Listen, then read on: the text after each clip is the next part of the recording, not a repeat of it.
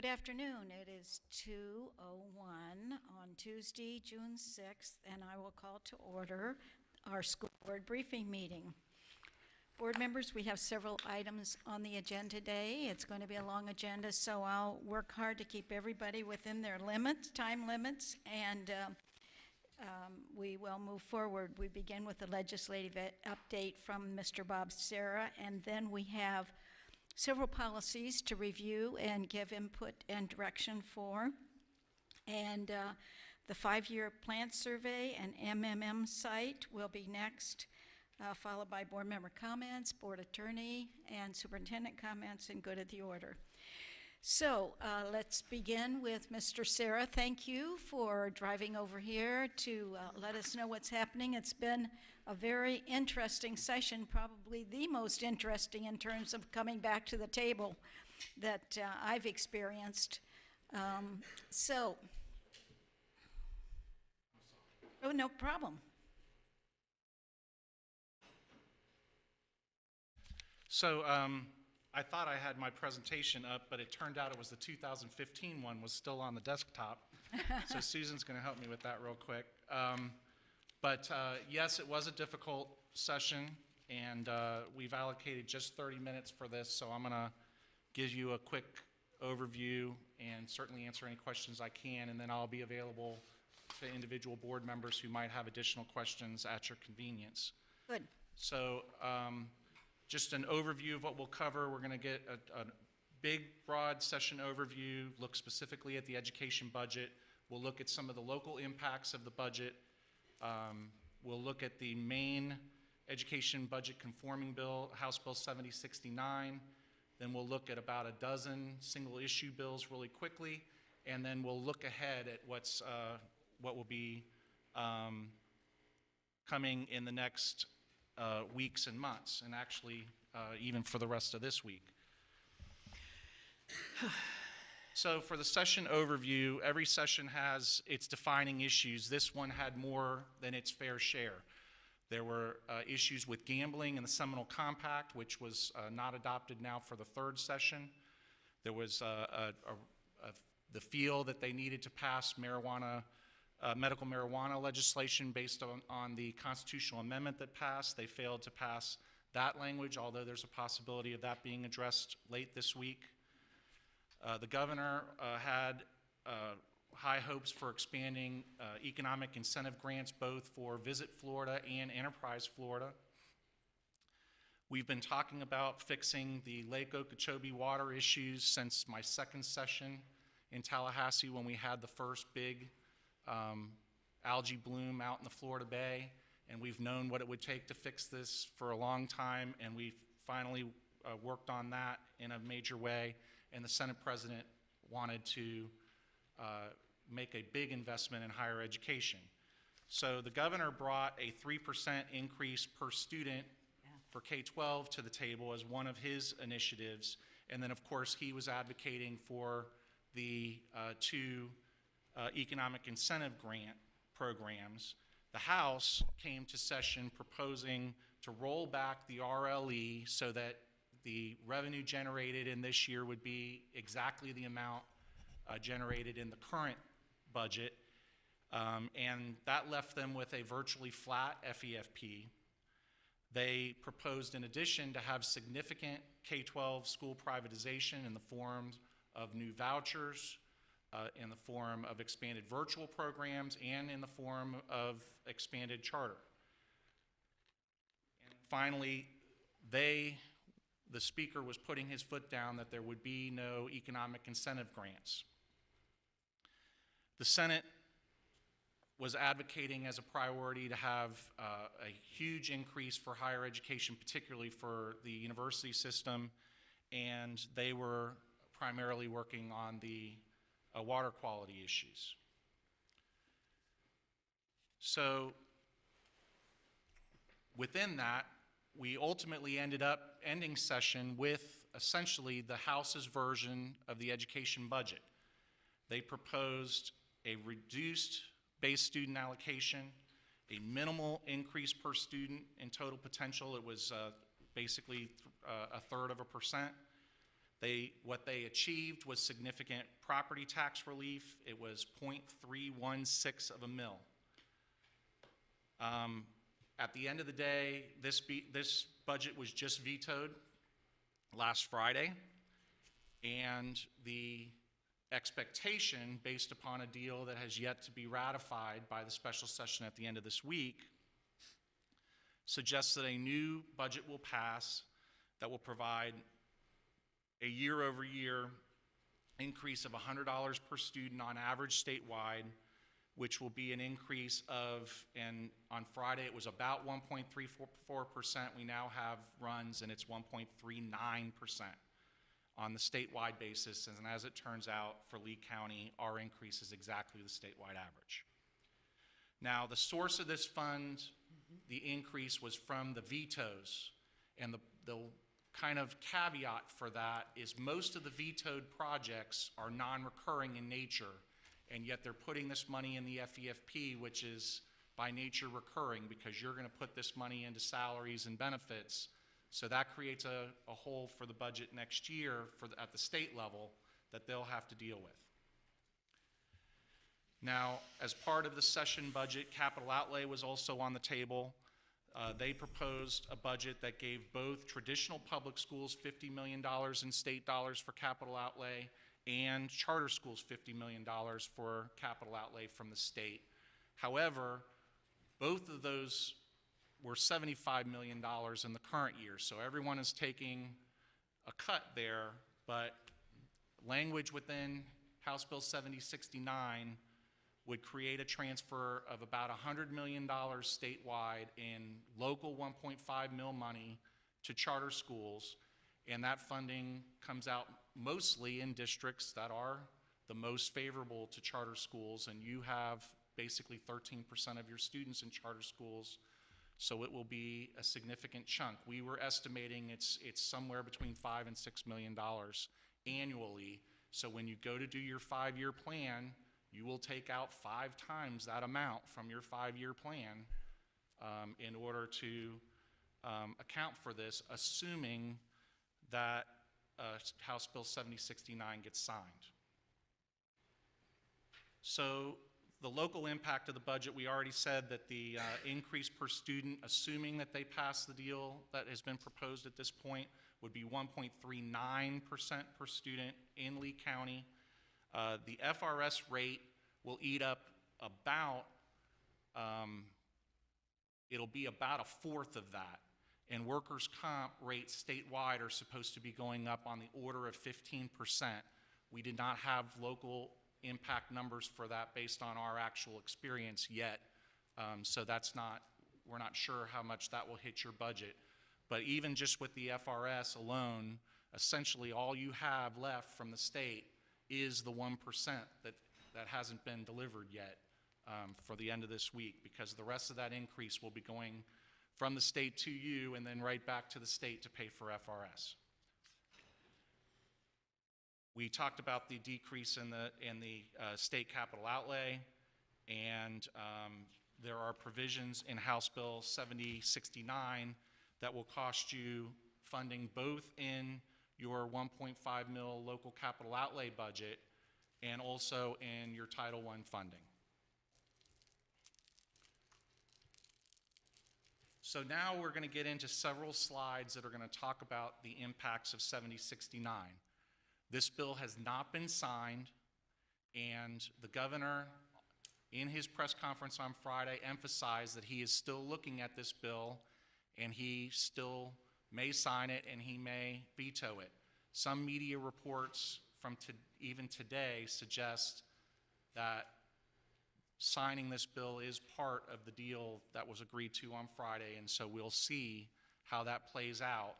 But at this point, this bill has passed, and so looking at these provisions as though they're going to become law, for charter schools and charter school governance, it modifies a number of provisions, including the open enrollment procedures that you have to go through.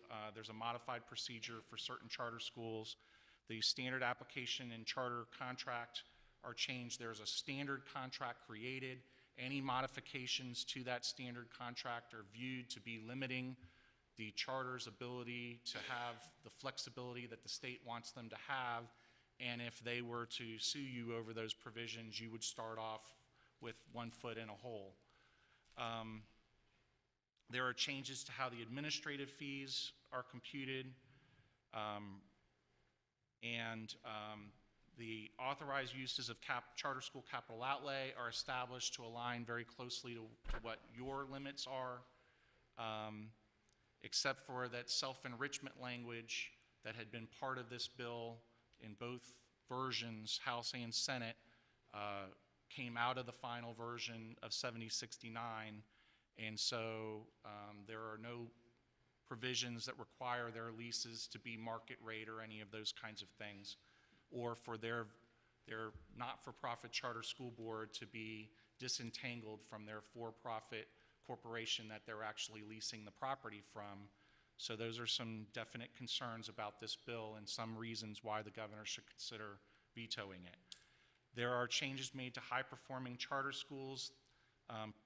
Previously, they were allowed to replicate one time within a district. This allows them to replicate more than one time within a district if they're serving students within a persistently low-performing school. And it modifies the application requirements that they have in making application for those replications. So for school improvement, they're modifying the early warning system for students and parents for students that are likely to not succeed in reading scores, and we're expanding that down.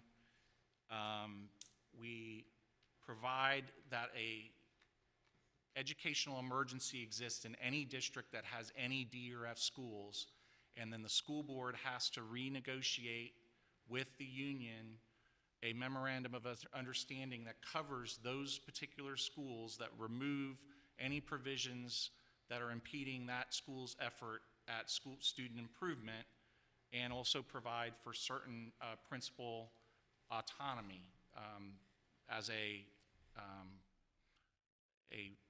provision of law. It prohibits a school board from awarding an annual employment contract, renewing them automatically. And I believe that you even have language in your contract that says that if a teacher is highly effective, that there's an expectation that they will be auto-renewed the next time that you renegotiate your collective bargaining contract. This says that we can't do that. Why this was necessary, I'm not sure, because we already control their evaluations, and if they're not evaluated at a high level, then we're able to non-renew anyway. The requires that the State Board of Education grants the school district an additional year, unless the State Board of Education grants an extra year to a turnaround plan for a school that has been working towards getting C or higher,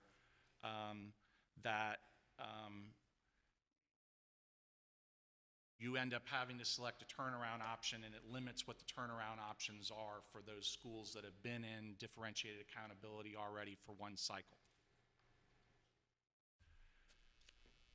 So there's new language in here dealing with Title I distribution that essentially will require districts to distribute the money to schools first.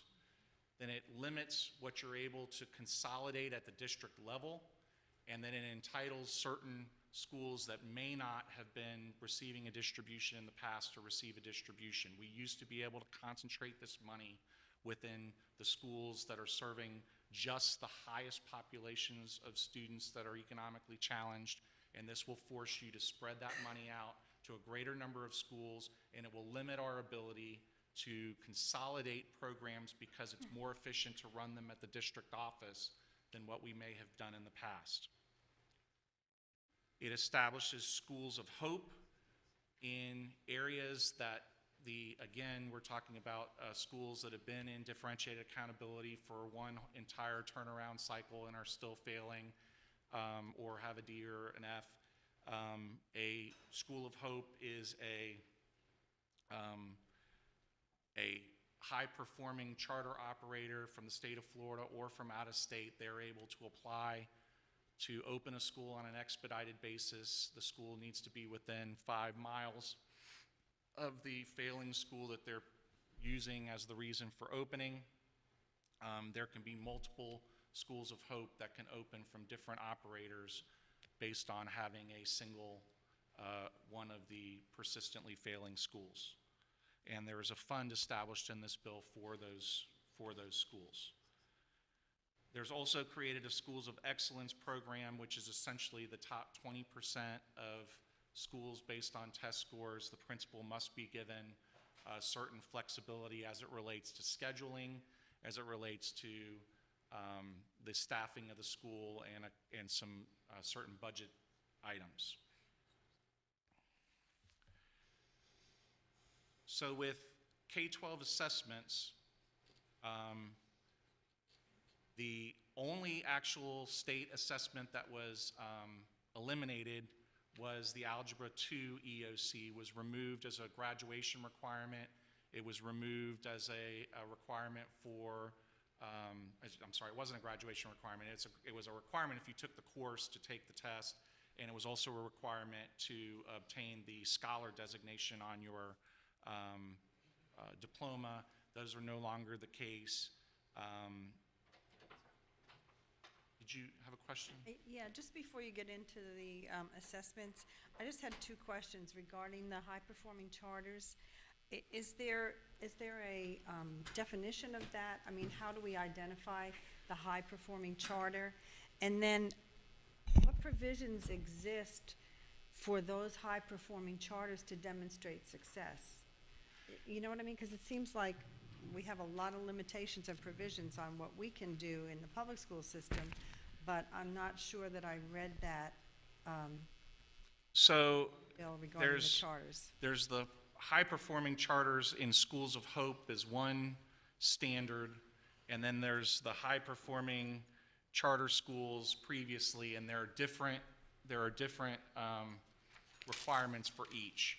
But essentially for the high-performing charters in Florida, you're looking at the charter schools that are getting the highest school grades. For the Hope schools, because they're also looking at operators that were working outside the state of Florida, there are different issues that they were looking at as far as graduation requirements, as far as student test scores and other things.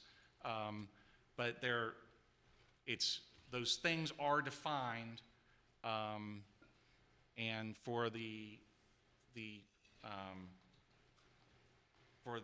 high-performing charter schools in the state of Florida, that has existed for a while. Right.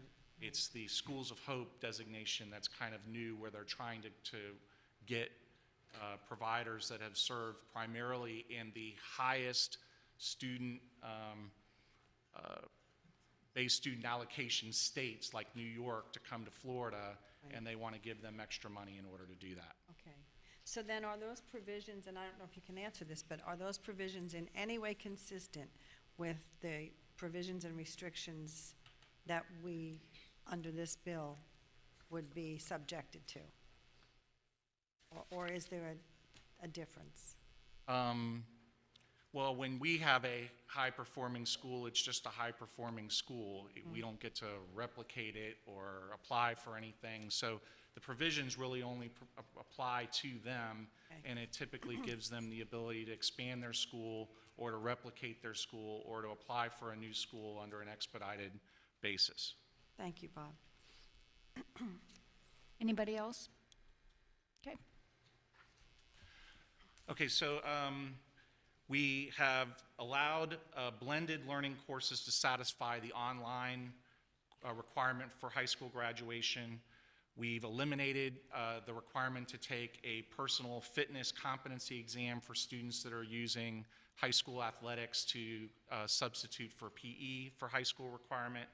And one of the big changes is for grades 3 through 6, that the ELA and math, so the English language assessment and the math assessment from the state, will be issued in paper and pencil for those students.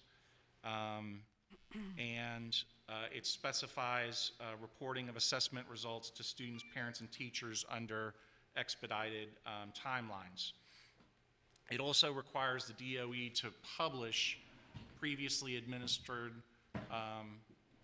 state-required assessments under a certain timeline, assuming it's funded in the future. There's a budget constraint to that issue.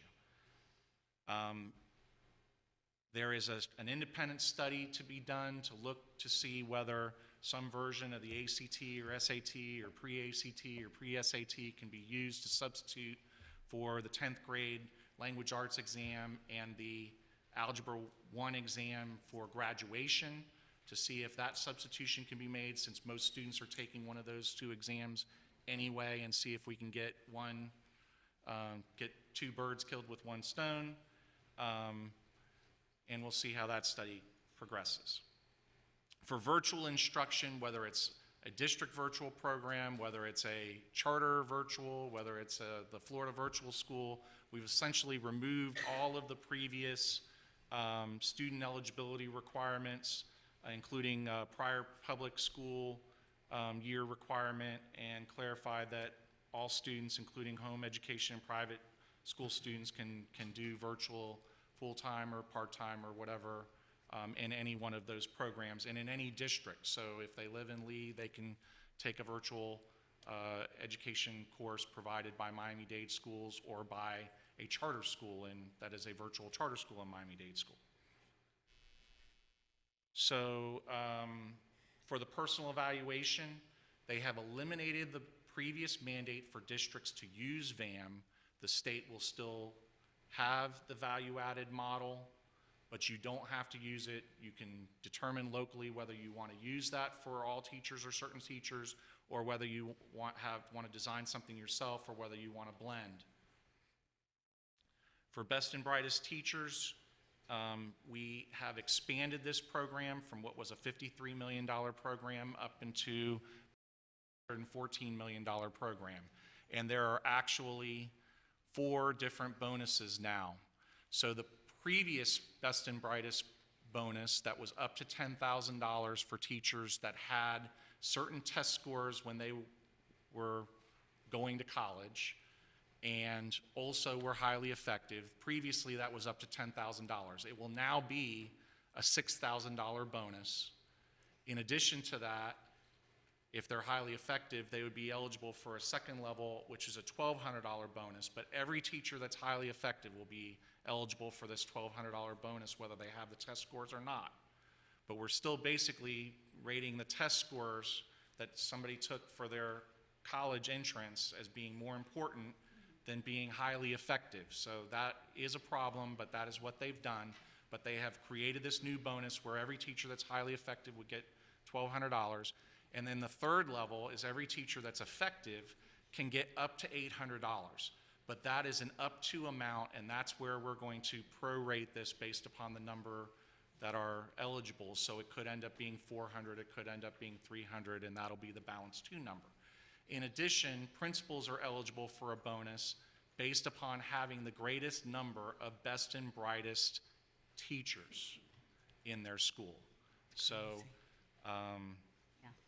What that does for They can hire teacher certification is streamlined in a number of ways. They're trying to create different pathways for teachers with the temporary certificate to get a full professional certificate. The Minority Teacher Scholarship Program was revised. For school absences, there's a mandate that if school absences are related to a treatment for autism spectrum disorder, that it would have to be an excused absence. For school visitation, there is a new right for school board members to visit an individual school without calling ahead or having an escort or something along those lines. There is a committee created to try to look at what is causing problems with shared use of facilities, particularly playground facilities at public schools, charter schools, and community colleges, and trying to find ways to open up those playgrounds after hours, on weekends, and during the summer. There are changes that are made to early learning. to try to beef up what we're doing, particularly with our pre-kindergarten programs and some of the early reading skills. There is a music education incentive pilot program that's created in this bill, and there's a small amount of money assigned to that. The reading intervention programs in the future, by July 1 of 2021, we'll have to certify that our reading intervention programs meets what is going to be the new Just Reading Florida criteria in that area. The Gardner Scholarship Program was expanded to include dual sensory impaired students. The authorized uses of funds were expanded, and account inactivity was explained where the money would revert from one of those scholarship accounts back to the state. Requirement for middle school students to take a career education and planning course are removed. The requirement that 50% of the instructional materials allocation had to be used to purchase digital or electronic instructional materials was removed.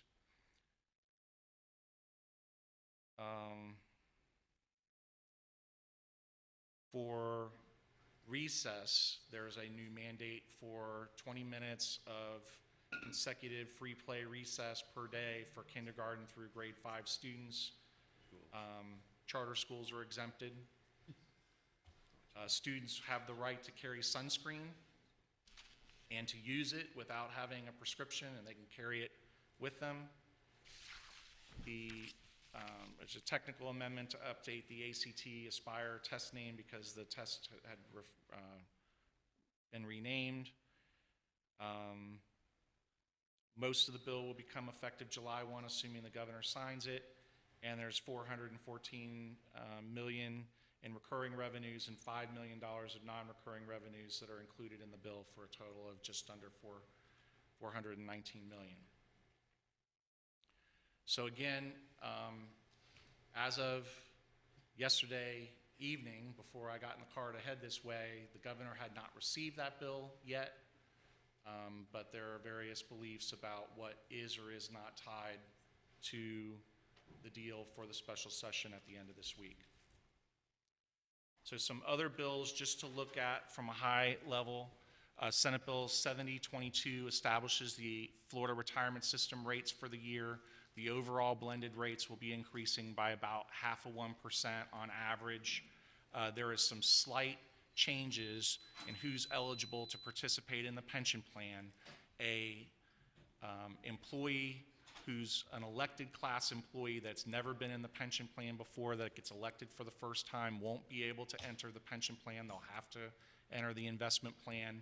And there's a new default option for newly hired employees of any kind. If they will be given 9 months to make a selection between being in the pension plan or the investment plan of the retirement system. If they don't make an election in 9 months, instead of defaulting to the pension plan, they'll default to the investment plan. There are some minor provisions in the budget implementing bill. House Bill 15 deals with educational options. It expands the Gardner Scholarship Program much more expansively than was done in 7069, particularly for which disabilities or diseases are eligible to participate in the program. And then there's also an expansion of the tax credit scholarship program in this bill, where the percentages that are provided to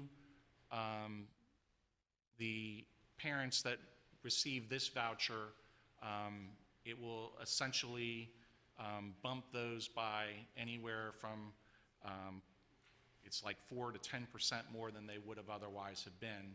So in a year that we're getting a little more than 1%, the vouchers are getting much more than that.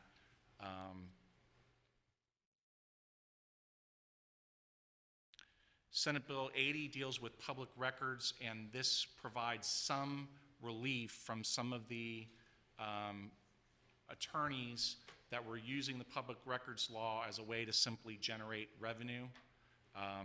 If you have to post a certain notice within where you keep your records, if you have that notice there, then one of these firms cannot sue you for not providing a public record for 5 days. And so it gives additional time to respond to those requests. House Bill 293 was largely a bill to do a study of middle grades, where they're going to look at some of the other states that are making better improvement in their NAEP scores than Florida has been. They also include within here some of the language about removing the career-centered course that was also a provision of 7069. House Bill 371 deals with assistive technology. This is for students that have communication issues, and we have in the past provided them with devices that will assist them to communicate. This says that that device essentially follows them as though it's the student's property if they were to leave us and go to a private school or a charter school, if they go into the workforce or other things. Senate Bill 436 deals with religious expression in school. The biggest provision in here has to do with events that have student-led speech. And in essence, they put us in a little bit of a quandary where the student has a total right to make any speech they might want to about any religious or political issue that they may want to. The district isn't allowed to review that speech, and yet somehow we're also responsible for making sure that it's not profane or derogatory or so forth. So we're a little bit in a quandary. There are some other language in there giving students the right to express their religious beliefs within student work without that impacting their grade positively or negatively, and for our employees to participate in student-led religious activities before and after their work hours without us having any say about that. But the issue that's really kind of the issue would be your commencements and other places that you have student-led speech. The DOE is going to have to create a standard policy on this, and the law says you will then adopt the DOE's policy that doesn't exist, and that will be how we run those.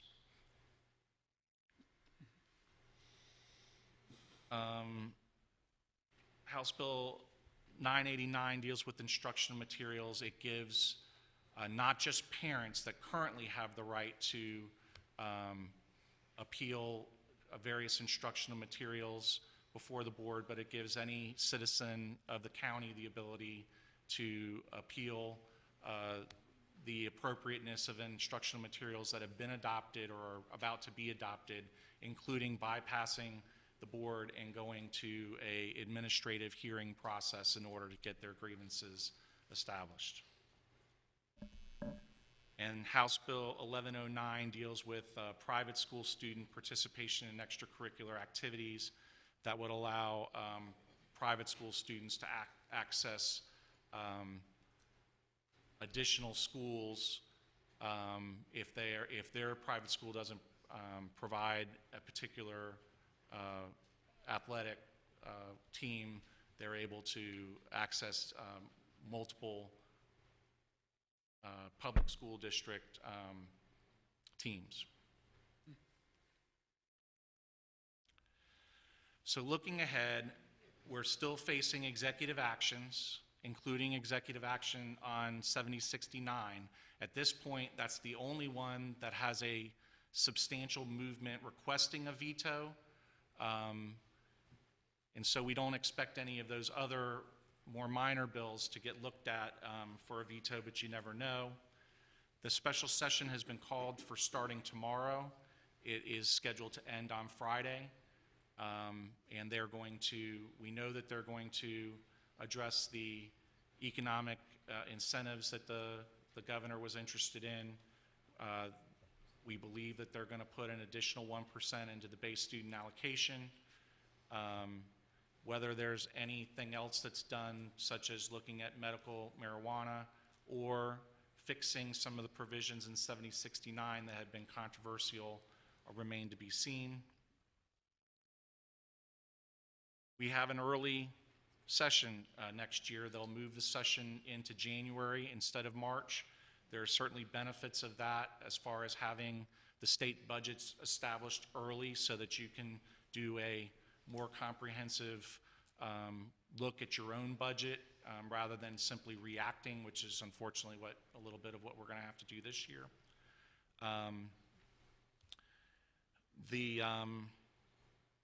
So your platform development will need to start earlier, and you know, I think given the changes that have happened on the board, I think you'll want to be pretty intensive with it as far as maybe having not just a briefing about it, but really having some hands-on, you know, workshop time to talk about it as a group. But you know, by the time we finish this session and go to the joint conference, it's already going to be time to start looking at what you want to do for next year. Another thing that's kind of a wild card for issues this year is the Constitutional Revision Commission has already begun having meetings, and they will continue to do so for the rest of the summer and fall and winter, and they will end up then at that point voting on items that could come before the voters in 2018 to revise the Constitution. I listed some places you can find some additional resources, and also for the audience to get additional resources that are out there.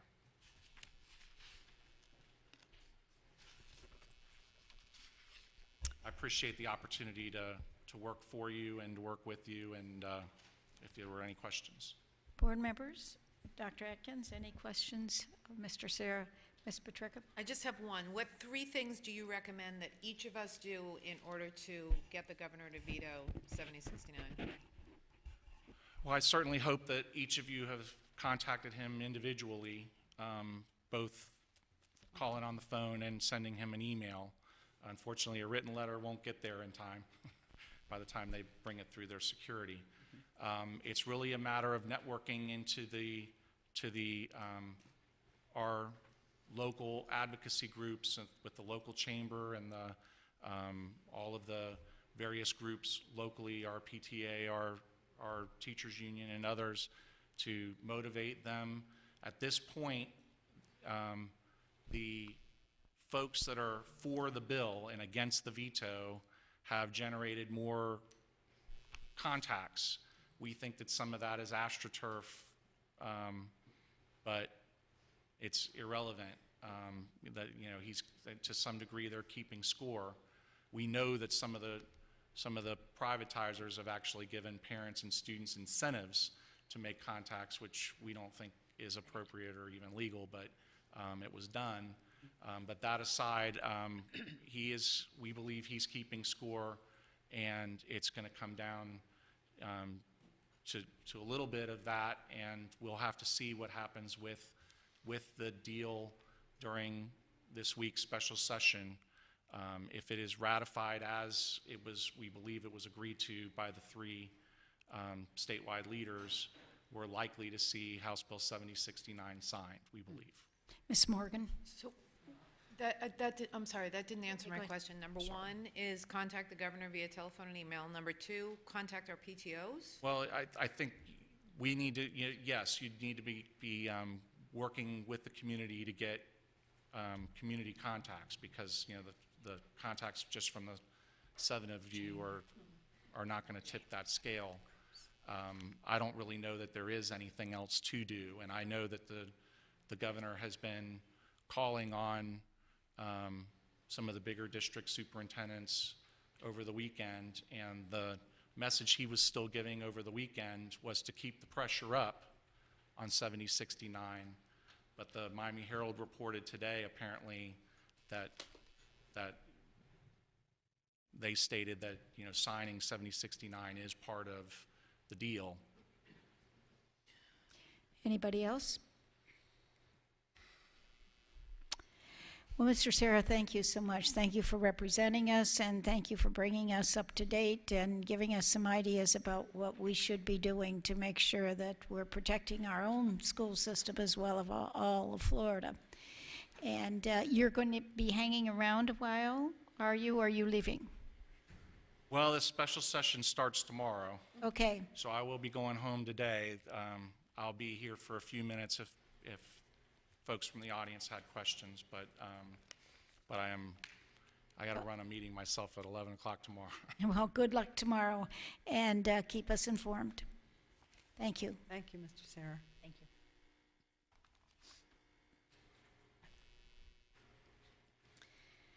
Okay, board members, moving right along, we stayed pretty well within our time. Now we have several policies to review, and we'll start with Policy 1.20, Community Involvement Opportunities. Mr. Martin. Yes, Dr. Coco, board members, you recall a few meetings back, you had a discussion concerning the Board Advisory Committee policy wishing to make a change with respect to the attendance provision. And you'll see that proposed revision is on the top of the second page. Now reading, members who miss 3 meetings of the committee during a school year shall be removed from membership. That's the totality of the revision. Board members, you have a copy of this. Are there any additional comments or questions or suggestions? If not, I see a go-ahead, Mr. Martin, for that particular policy. Thanks for all the work that you've put into it. We'll now move on to Policy 2.28, Charter Schools. Dr. McCullers and Mr. Martin. Good afternoon, board members, Dr. Atkins, Mr. Martin. I don't know that your microphone's on, or you need to pull it closer. I don't think it is.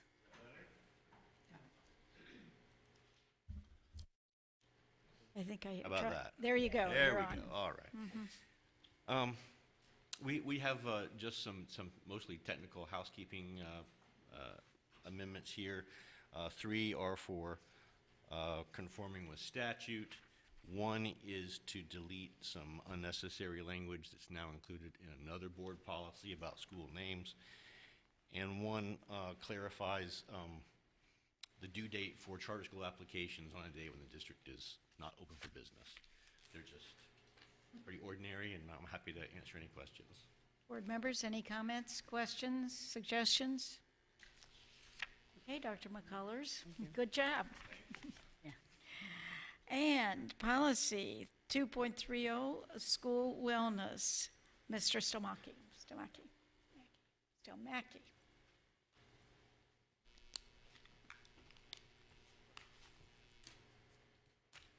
Good afternoon, board members.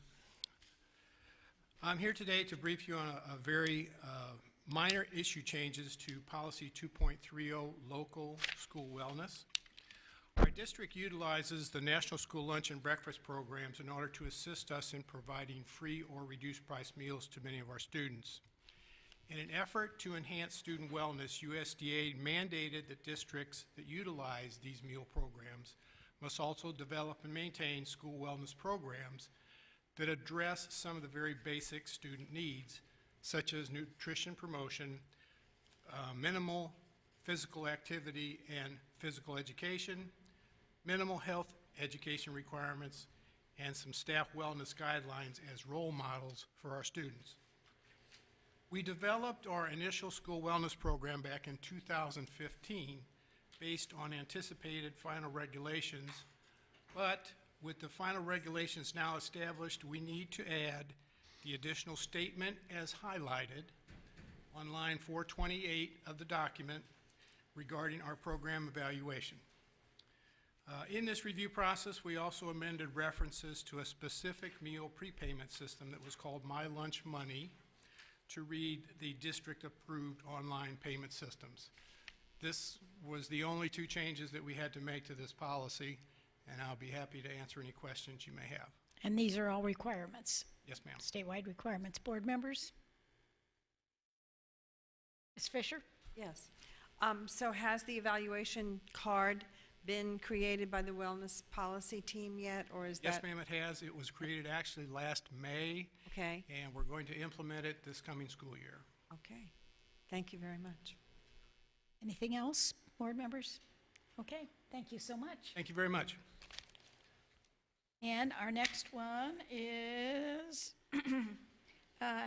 comprehensive health education, Ms. Ralph and Ms. Roy.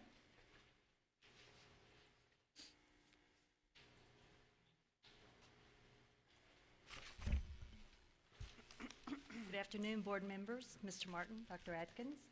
This afternoon, I'm here to talk to you about our comprehensive health plan.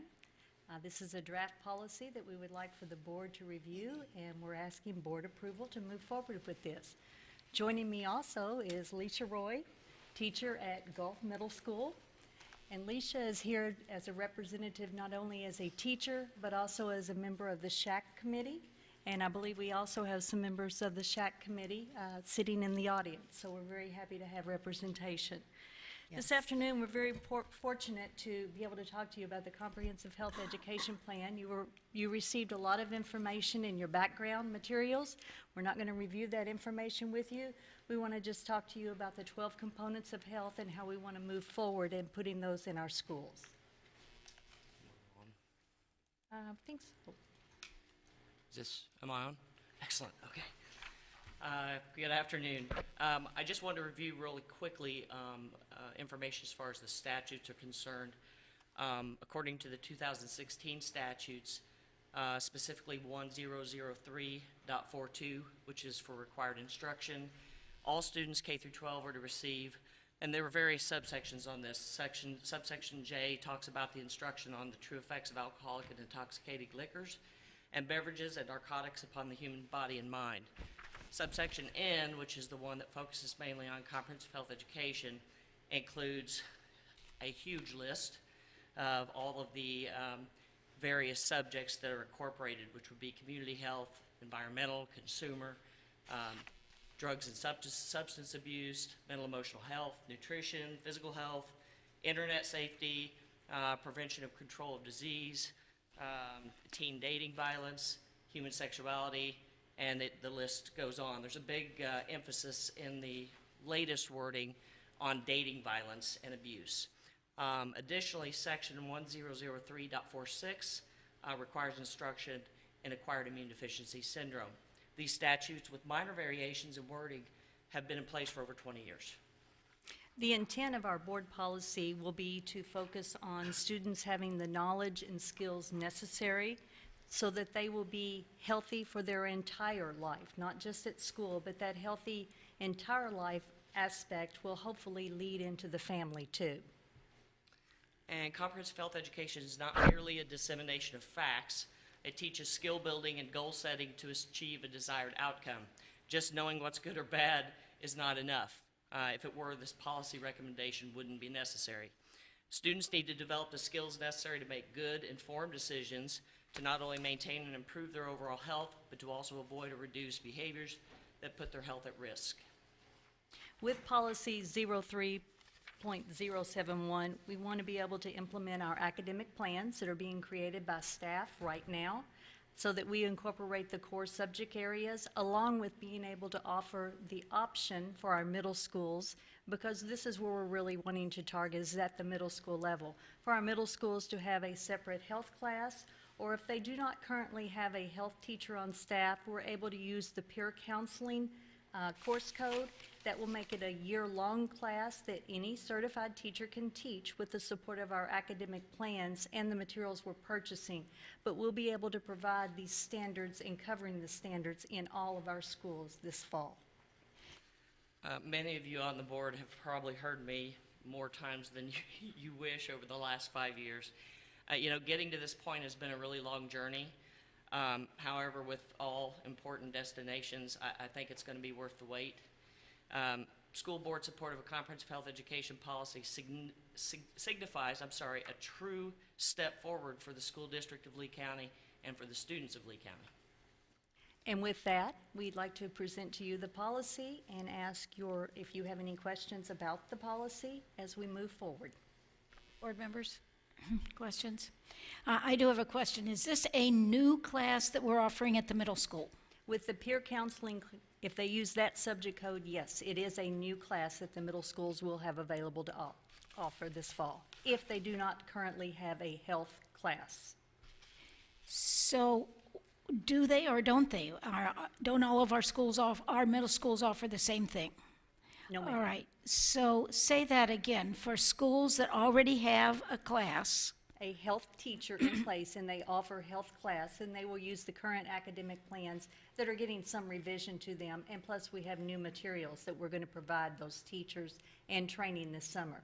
For the middle schools that do not currently have a health teacher on staff, because sometimes those are hard to find, we are going to offer the peer counseling class, which will allow the standards to be taught in that class, along with other social and emotional things that students need to be exposed to at the middle school level. This is opening the door for our schools to see the importance and value the components of the health standards and instruction. how many of our middle schools do not have a health teacher on staff, a certified health teacher? I can't answer that question totally, but I will tell you we have, I think, currently 10 middle schools that have a health class this past school year. Leisha, is that pretty close? I don't think it's that high. Alex, do you know the answer to that? I would believe it's 4 schools that have certified health teachers, but there are 10 middle schools that have peer counseling currently. So it would be only 10 schools that would need, if they wanted to, have the peer counseling course added. Subtract the courses that, like Leisha teaches, LUSA. So there are 4 current schools that teach a standalone health course and that they use a peer counseling course. So what we're looking for, we realized it would be best if we had all of our middle schools with a health class, but at this time, we felt like that this was an option for this current school year, and that we'll work our way into that. But we do have the standards covered in the academic plans, and we've purchased materials to support those teachers and provide training. It's also important to note that one of the things that Soretta and her team did was they sought the input of the principals, particularly the middle school principals, with the help of Dr. Santini, to see what type of model could conceptually work across the board. Because I am an example of someone who did not have the background that Leisha has, and was put into the teaching health. There's schools that are fortunate enough to have someone of her capability. Others that you have to have, you just don't have that many teachers that have that type of certification right now in place. So this allows us to implement this policy next year, providing supportive academic plans. We also, again, we have the support of our principals in doing so because they were consulted. And then schools do have options moving forward if they want to go with a full health teacher, if that's something that works well for them. If not, they have another hybrid model that they can implement. Mr. Toiber, and then Ms. Just- Patrica. Just so I make sure I have this right in my head, because as this board, we are the ones setting policy. We don't have a policy right now that mandates our health classes throughout the district.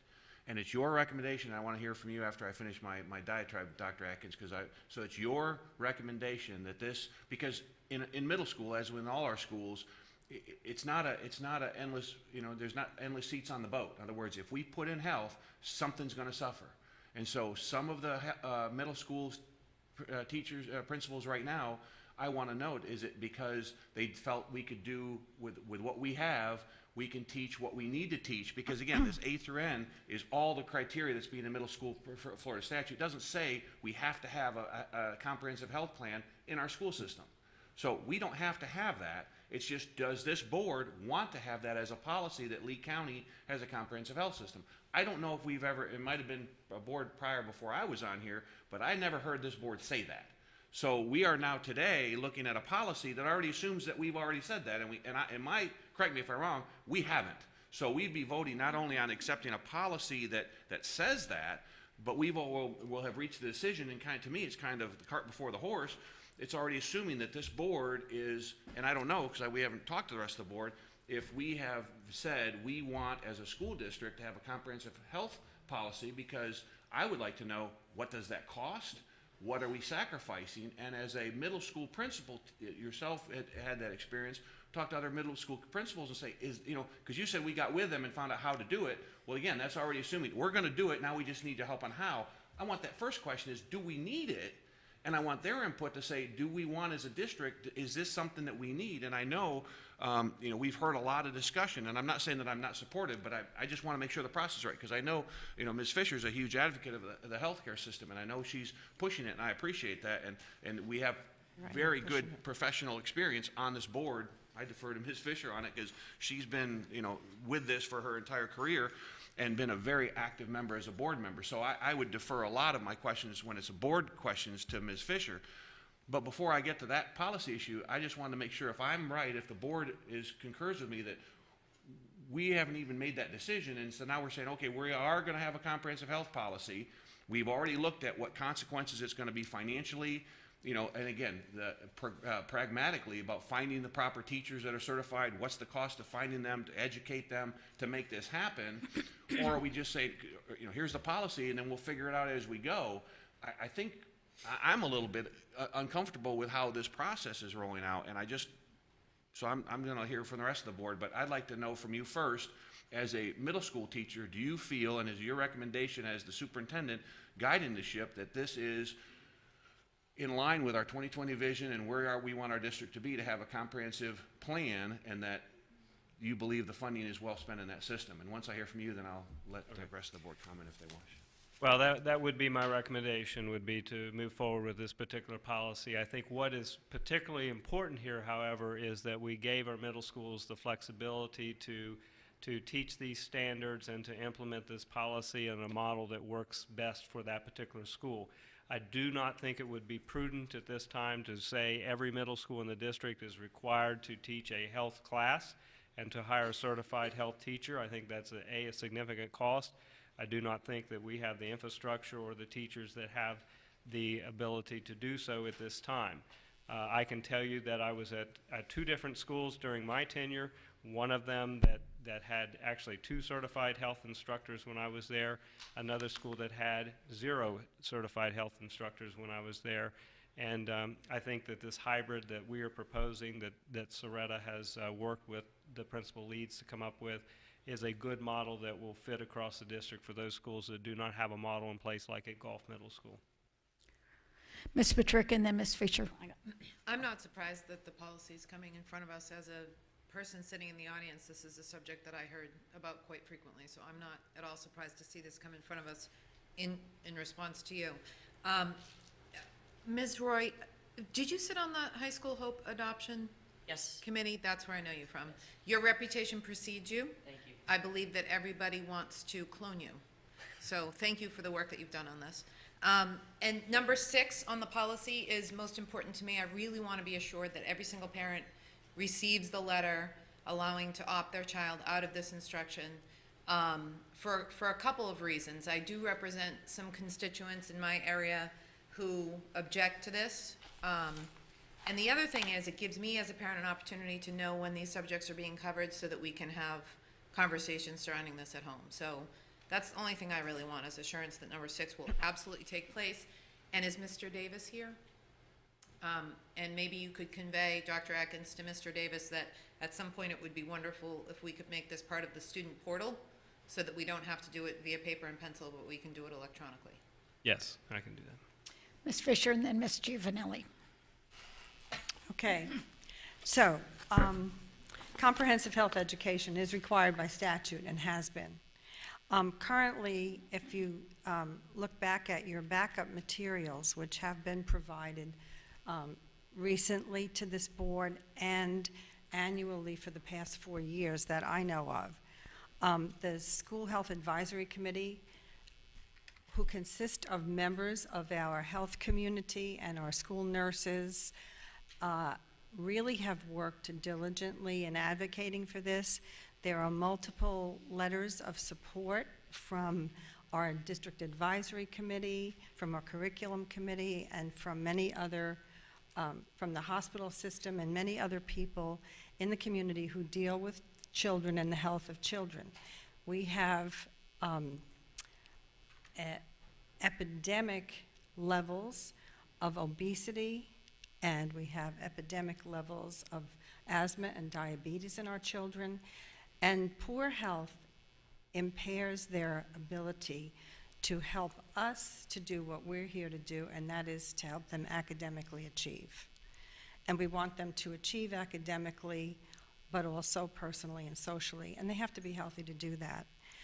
We have roughly 3% of our middle schoolers currently enrolled in a health class.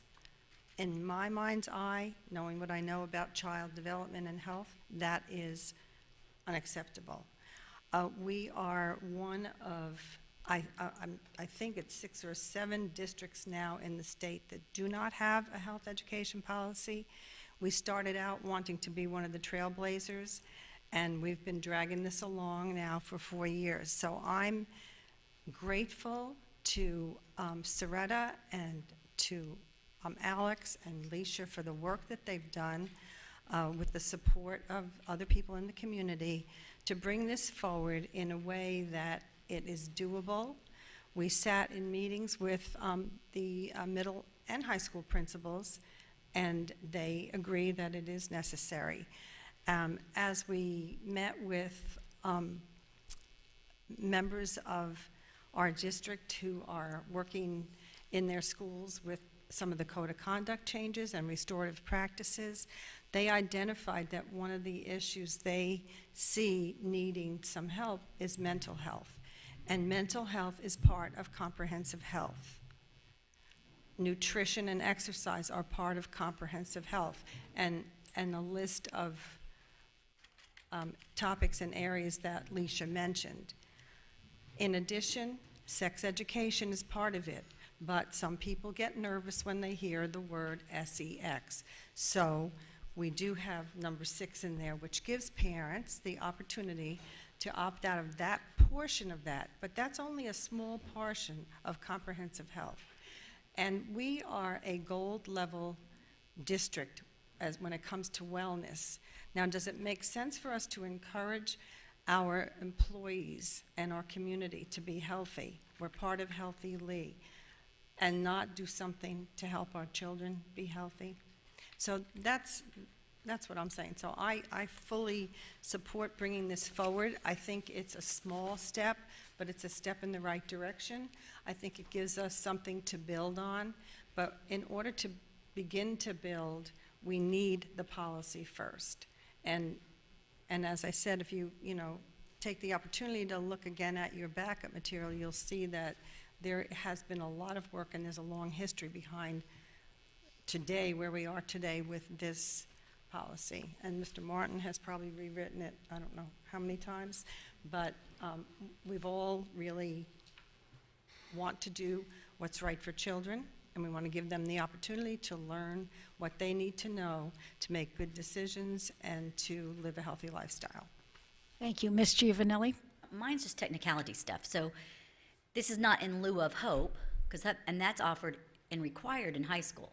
So this is in addition to having it in middle school prior to. Now, would it be for them to have it for the whole year?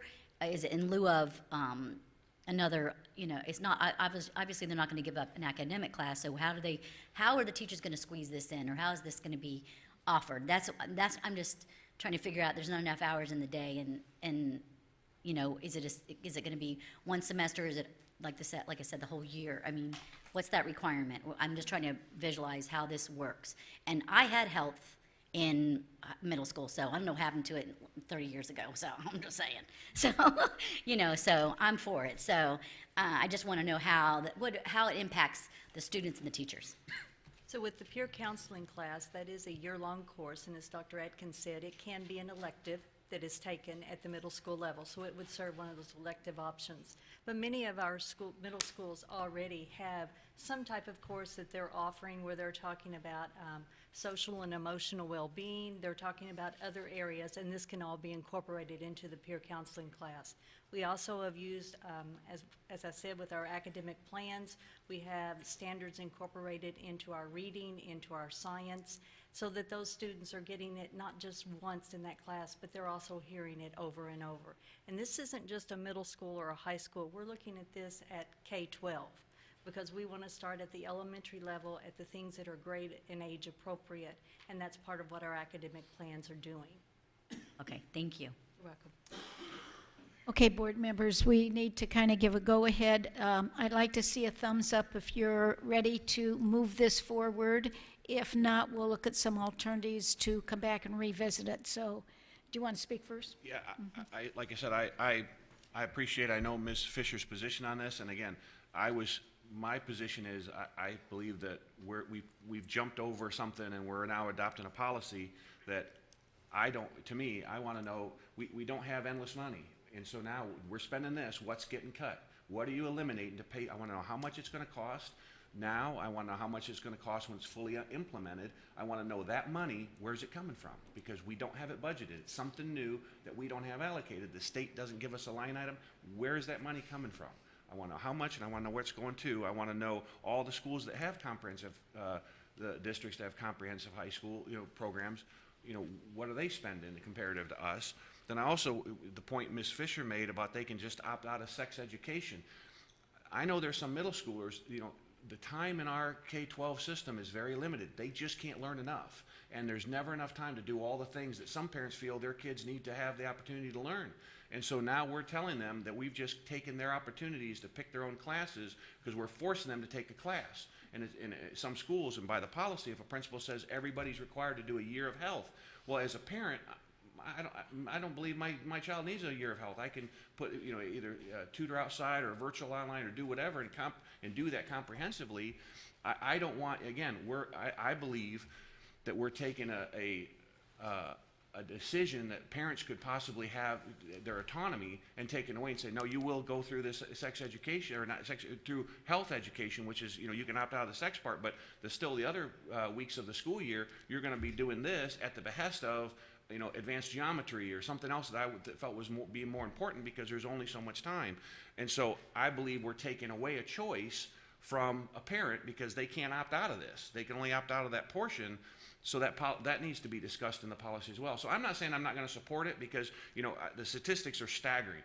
There's some people, they just, and the work you do is, and I don't mean to, minimize that at all because I get it. I mean, it is just deplorable on the level of awareness that we have in all those aspects, whether it's diet, whether it's exercise, whether it's a sex education. I get all that. But me as a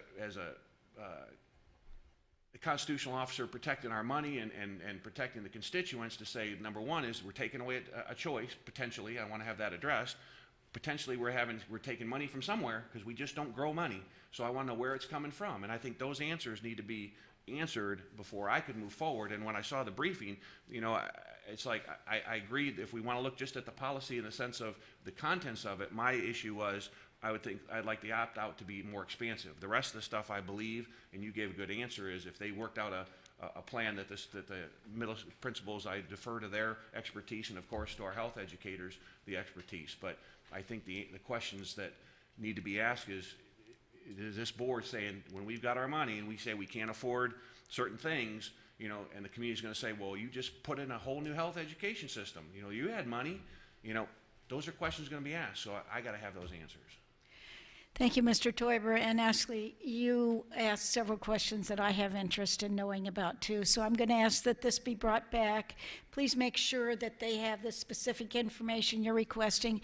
And Ms. Fisher, I want to confirm with you, are there only 7 districts in the state that do not have, did you say that do not have a policy? That was the last report I received. I will check that after this meeting. Okay. Would you check that? I'd be interested in that too. I will, and I just want to make sure that that everyone was listening to the presentation and that everyone took the opportunity to look at the backup material. And as Mrs. Ralph said, a lot of this education will be integrated into already existing classes, just specific standards that can be taught while being integrated. There is extra money from the government because now we're looking at having, and this is mandated by statute, by the way. And with the Every Student Succeeds Act, they went from a core subject education to a well-rounded education. And I think that whatever we would invest in this would be returned, because we have to look at things like, so how much does it cost us for kids who are addicted to drugs and missing school? How much does it cost us for girls, teenage girls who are having babies? You know, so the money that we would invest in this prevention would pay us back. I know that the return on investment would be tremendous. Just wanted to Thank say. you. Mr. Martin? Yes, just to clarify, there have been a few comments about the statutory requirements with respect to this subject. Just wanted to provide some clarification on that. The statute does not require the adoption of a policy, first of all, with respect to comprehensive health education, nor does it require the establishment of a course for that purpose. It does require the provision of comprehensive health education, and I don't know what the intention is with respect to implementation of the policy, but from my reading of it, I don't see anything that specifically requires the adoption of a course for that purpose. All the wording in the policy is almost directly out of the statute, including Section 6. Ms. Patrica? Oh, I'm sorry. Ms. Morgan, thank you. So essentially what I'm hearing from this board is there are a couple of questions that haven't been answered, and I would like to suggest that those questions be answered in a white paper by the superintendent, that we not bring this forward as a workshop item or a briefing item, and that I would like the chair to just poll the board and make certain that all the questions that need to be raised and addressed before we proceed have been asked of the administration, and the administration knows exactly what it is that each member of this board is looking for. I, for one, will say that I have no further questions, and I'm prepared to proceed with the policy. Okay. Mr. Teuber, you had some questions. Ms. Patrica, any other questions? Ms. Giovanelli? Ms. Fisher? And my other question would be, how many districts do have a policy? And I believe, Ms. Roy, I heard you say that the standards, the curriculum standards, we've been teaching for a long time.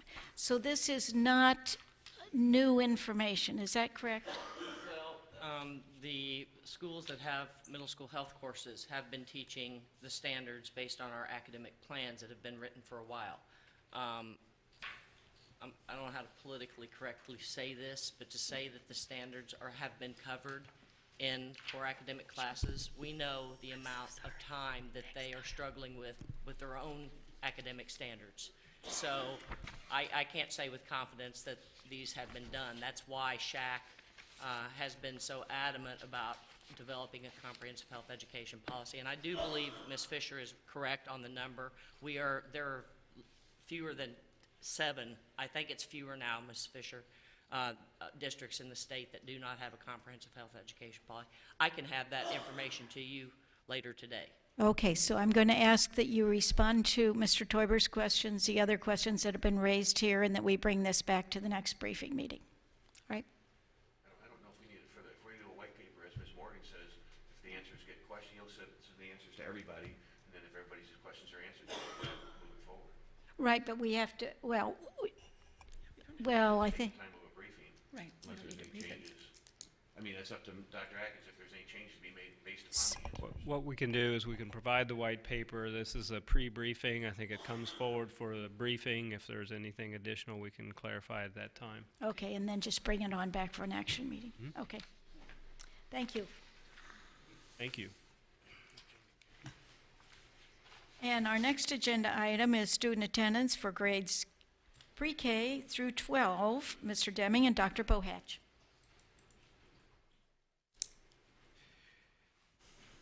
As they're approaching the stage, I will say that this is an issue that actually The high school principals raised with me earlier, and so I asked these folks to develop a policy, or actually to bring back a policy, and this is again something that high school principals feel that they need, as well as I believe at the middle school level, but it has more of an impact at high school.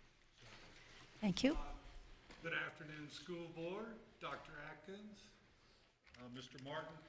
We do have a quick update on the policy. I've talked with many people about it, but it's something the high school's been really asking for the last couple years, and that is to put in a policy that puts a little more meat to the attendance at school, and it's after 9 absences in a course, credit may be withheld. The child's study team must develop the contract with the student and parents that includes a plan to restore the credit that has been withheld. What this policy really does is it gives the high school principals and the middle school principals that would like to use it a way to get parents in and get them to help with their students' education, especially the students that are having a problem with attendance. Board members? Mr. Teuber? Mr. Deming, I'm tired of not receiving the memo. You know, apparently Mr. Martin got the blue shirt memo, and so did everybody up here, and I didn't get it, so that's the first thing. But We'll put you in a loop. Anything else? Okay, I think you have the go-ahead. All right, thank you.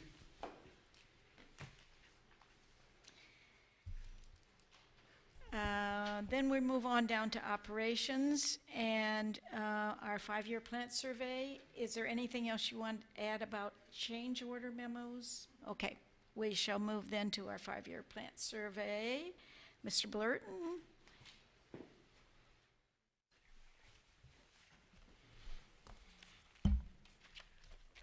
Thank you, Dr. Kuckel. Good afternoon, board members, Mr. Martin, Dr. Atkins. It's great to be with you in the dry and cozy confines of the boardroom today with all the rain outside.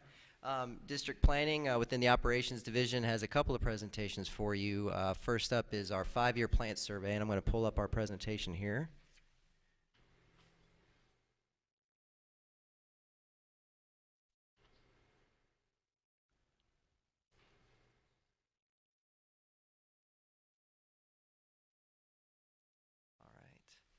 And we have a familiar face to some of you, former Director of Planning from a few years ago, and a consultant that's been working with us on this plant survey, as it's a very large project, Mike Smith. Mike is here in the audience. Welcome back. We are briefing you today just really as we have a few of you on the board that are new, probably haven't heard of what a plant survey is, and no, it has nothing to do with what you have in your house and what's growing outside. Plants are facilities within the school district. So we wanted to give you just a briefing of what is the 5-year plant survey, what the process has been to date. Dominic and Mike and the planning team have been hard at work working with maintenance, Jimmy Flock and his team, in pulling all of this together. And essentially, if you read, this is straight from the DOE, it's a systematic study of present educational and ancillary facilities or plants, and determination of future needs to provide appropriate educational programs for our students. So it is looking what the state is projecting as far as our student population and what they will are forecasting as far as COFTE, capital outlay, full-time equivalents. And it is an opportunity for the school district every 5 years to do this survey and to see what we currently have in our existing facilities to match that growth and what new construction is going to be needed for that growth. And renovations, remodeling of our existing facilities, additions, all of this is included. And what's important to note, this is not the work plan, which comes usually every October. This is a survey, and Mike likens it to a wish list. This is a wish list for the district that if money were no object, these are the things that we would like to do and would need to do within the district over the next 5 years. So the process, we over the past 6 months have been going again and working, Dominic going out and visiting schools and validating what we currently have in our schools. Does our fish, does it match what we have in our plans? What we have, the room numbers, are the rooms, how are the rooms being utilized based on what we foresee? And then going through and looking at all of our facility lists, elementary level, middle school level, and high school level, and looking at each of those and what do they match up to what we're going to need over the next 5 years. And then from that is where we get our actual survey recommendations, working with the school principals and again working with maintenance and all of their requests that they get every school year for, again, renovations, additions, remodels. What do those look like? So renovation is simply the upgrading of existing facilities. Remodeling, the changing of existing facilities by rearranging spaces and their use. And then obviously new construction is new construction, new schools. So as we've gone through this process, what we have and what we have submitted to the DOE. We have submitted our survey to the DOE for their review and pre-approval, so they have it in their hands now.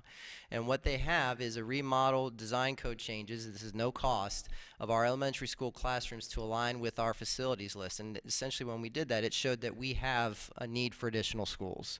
Actually, we have a need for 9 new additional schools. Do we have money to build additional 9 new schools right now today? That's our challenge, and we have things that we're working on to meet that challenge. But we have, based on what we've seen, construction of 9 new schools to the district, 2 elementary schools, 1 in the east zone, 1 in the south zone, 3 middle schools, 2 in the east zone, 1 in the south zone, and 4 high schools. And what's important to note is Bonita Springs High School is included in that, which is under construction. Triple M is included in that. It also includes another East Zone school, and we actually have included an addition to Lehigh Senior School, as all the East Zone schools are busting at the seams. And then all of the renovations throughout the district representing the necessary maintenance and upgrades that we've gotten from Jimmy's department and the schools. So it is a long list, and it's a heads up to each of you that you will, over the next week or so, as the Department of Education, we're looking for their pre-approval here in the next week or two. They're understaffed, so it's taken them a little bit of time since we've submitted it to them a couple weeks ago.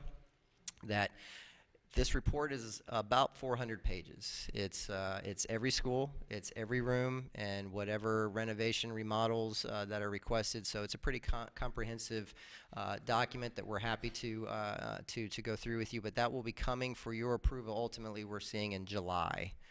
So this is a briefing just to give you a heads up and be available to answer any questions that you have about the plant survey, where we've been, where we are, and what ultimately will be coming to you for your approval here in the next month or so. Thank you. Board members? Mr. Teuber?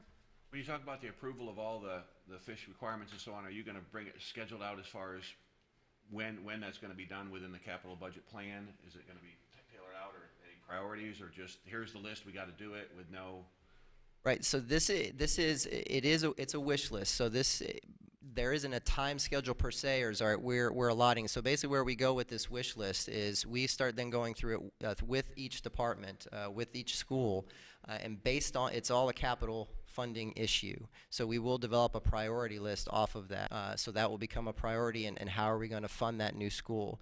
Some of these renovations and remodels have a larger number to them. So we ultimately will create a priority list and then come to our capital committee with these requests and what is and is not possible. As we help meet the challenge for funding, then, if we had all the money and funding was not an issue, this would essentially be our project list, and maintenance and everybody else would be really busy over the next 5 years. Mr. Teuber? Thank you, Greg, and that's exactly why my point is I think that the list and the upgrades and renovations for each particular school needs to be brought down to each particular school so that the SACs and the parent committees and the parents know, we'd like to do this for you, but we can't because we need capital money. And so they feel it because, this capital crunch, we feel it all the time. A lot of parents and a lot of community doesn't understand it because they just don't understand the needs that we have. Not only all they hear is new construction, Bonita and MMM, and they don't realize that we have a substantial investment in 120 buildings that if we don't continue to maintain, they become worthless, and that's taxpayer dollars. And not only is it that needing for the people that don't have children in our schools, but also if you go to Allen Park and you talk to an Allen Park parent and says, we'd love to redo this cafeteria, but we just don't have the money, and they're like, what do we got to do? Exactly. What do you got to do? So, we need to get a lot more people engaged, and I think this would be a good mechanism to use as a vehicle to do that. That's a very good point. And Dominic pointed out that the maintenance part of these requests are usually broken out by fiscal year. But that's exactly correct. And what this list does is it forecasts it as much as we can over the next 5 years, those needs that we just discussed and laid out for you. And should there be anything missed there, and what we've done in the past, there are what we call spot surveys. And Bonita Springs High School was a spot survey. It wasn't in the last 5 years. And Mike, last time you were in the boardroom, was that 5 years ago around this time? Last 5-year plant survey? So we had to do a spot survey for Bonita Springs High School. But absolutely, it is a good working document to see what the need is and show just what kind of capital crunch we do have. Ms. Fisher? Yes, so I was under the impression that we have a rotation list for maintenance and that's been difficult to maintain because of our capital funding challenges recently. Okay, and so now this survey, this is a specific survey to validate fish and a systematic study. Okay, how much does that cost? As far as doing the survey itself? Yes. Mike, when he was in district planning and directing it, did this. This was Mike's big project that and Mike, how many of these have you done? A few. So we actually, being that the planning, we lost a great resource. Mike is a consultant with us in doing this project, so our cost is to retain Mike's services, and really just the time within the planning department and working with maintenance and working with the principals in schools and getting out there, and so it's really just a lot of time within the project as well. So it's For this project itself. right, for this project. So then how much is that? For Mike's services, it was just around $50,000. Okay, okay. And then how does the construction part fit in? Because I know we are growing in leaps and bounds and charged with planning to build new schools in the future. So the funding to build new schools, to do large renovations, to do large remodels or even additions, you will be actually later this month. We have a presentation for you about all of our vacant land and where we have identified pieces of property that the district owns that are conducive to build schools. But also what we're doing is looking at our existing facilities and what school sites have land available for additions, because they're busting at the seams as well too.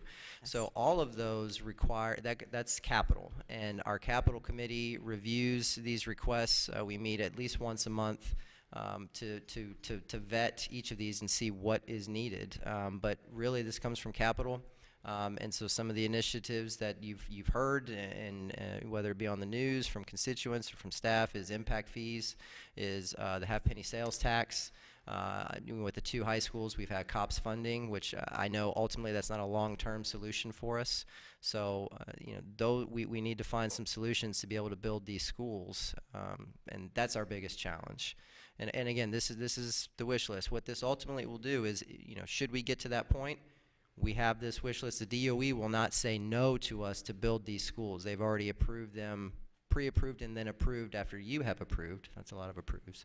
The plant survey. Did that answer your question? Yes, and it was primarily for the purpose of the listening audience. Absolutely. So thank you. Other questions? So I have a question. Dr. Atkins, Mr. Burton, where does this report go? Does it go up to DOE? Do any of our legislators have access to this report? It shows that we're 9 schools behind in meeting growth needs. We actually provide this document to all of our local municipalities. That's part of our requirement, is to provide this document to them so that they can see our need, and as we plan for these together, as it impacts, obviously, Lee County, transportation, Parks and Rec, all of the different city municipalities. We have schools in every municipality in Lee County, so they get this document, and it is public record. So my question is, do our legislators get it? They're the ones that approve our funding. They generally receive reports. 20% of all the districts in the state will be doing a 5-year survey this year. So every year, about 20% are updating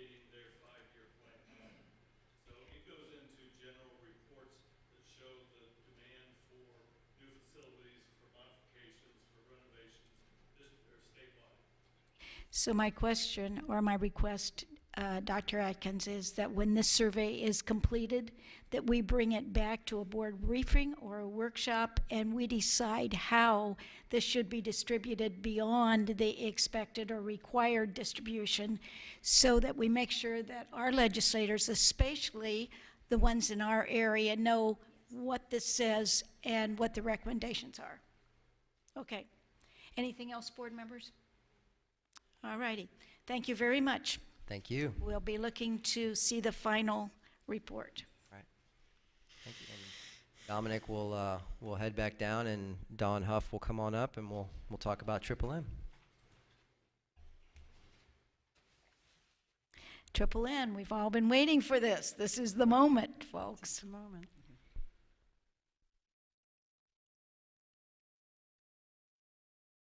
And who else is coming up? Is that it? And Mark is here. Mark is over here, and he'll jump up, and Robert Cody as well, as we have questions, especially directed towards a lot of the slideshow here.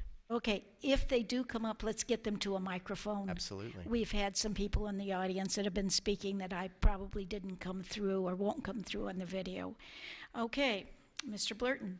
So this is the site selection and recommendation presentation. At this briefing, we'll roll through this presentation and provide staff's recommendation for the next high school, Triple M in the East Zone. I know a lot of you have attended some of our committee meetings where we've made this presentation. You've been at public forums where we've made this presentation. And as you opened up, finally we have all been waiting for this. That is one thing that has been nice, actually, is a lot of the passion that we have, two communities and the county and the district in general that are very excited about this next high school. And we have two sites, the Gateway Griffin Drive site and the Alva site located on Joel and Tuckahoe. So what we want to do is really roll through this presentation and just briefly go through the timeline, where we've been, where we are, and then make our recommendation. We want to utilize most of the time to answer what questions you have, because I know, again, a lot of you have this information, know where we have been, and just really be available to answer some of the questions as you prepare to vote on the site at the June 27th board meeting. So our timeline to date, we started in November. Our Construction Advisory Committee in their meetings had begun reviewing the site selection process, what it is, how they do it, and the criteria that they would be using to vet both properties under an objective lens. And then obviously scheduling the site visits. We made our site visit to the Gateway site on March 1st. And on March 2nd, the day after, the Construction Advisory Committee visited the Alva site. On April 5th, which was a regularly scheduled Construction Advisory Committee meeting, the committee handed in their site selection matrices, which staff then took and tabulated, and we have those later here in the presentation. On April 11th, the Triple M site recommendation presentation was given into the Equity and Diversity Advisory Committee. The EDAC had made the recommendation for the Alva site 6-4. And from that, and what's important to note, how we have gone through this, both of these properties are district-owned properties, different than what we had with Bonita Springs High School, where we had to purchase property. And a lot of this process that you're going to see in our policy, from what I understand, really is when we're purchasing property. We really have to go through a very significant vetting process, what's going to be the best property to purchase. These two properties we've had bought, and it has been district-owned property for some time. But we felt it was important to go through a similar process as we have these two significant pieces of property that are conducive for a high school. So we utilized a very similar process for that, with EDAC then appointing 3 of their members to a site selection committee. On April 19th, we made the same presentation to the District Advisory Council, in which they made their recommendation for the Griffin Drive Gateway site 36-12. And then they appointed 6 of their members to the site selection committee.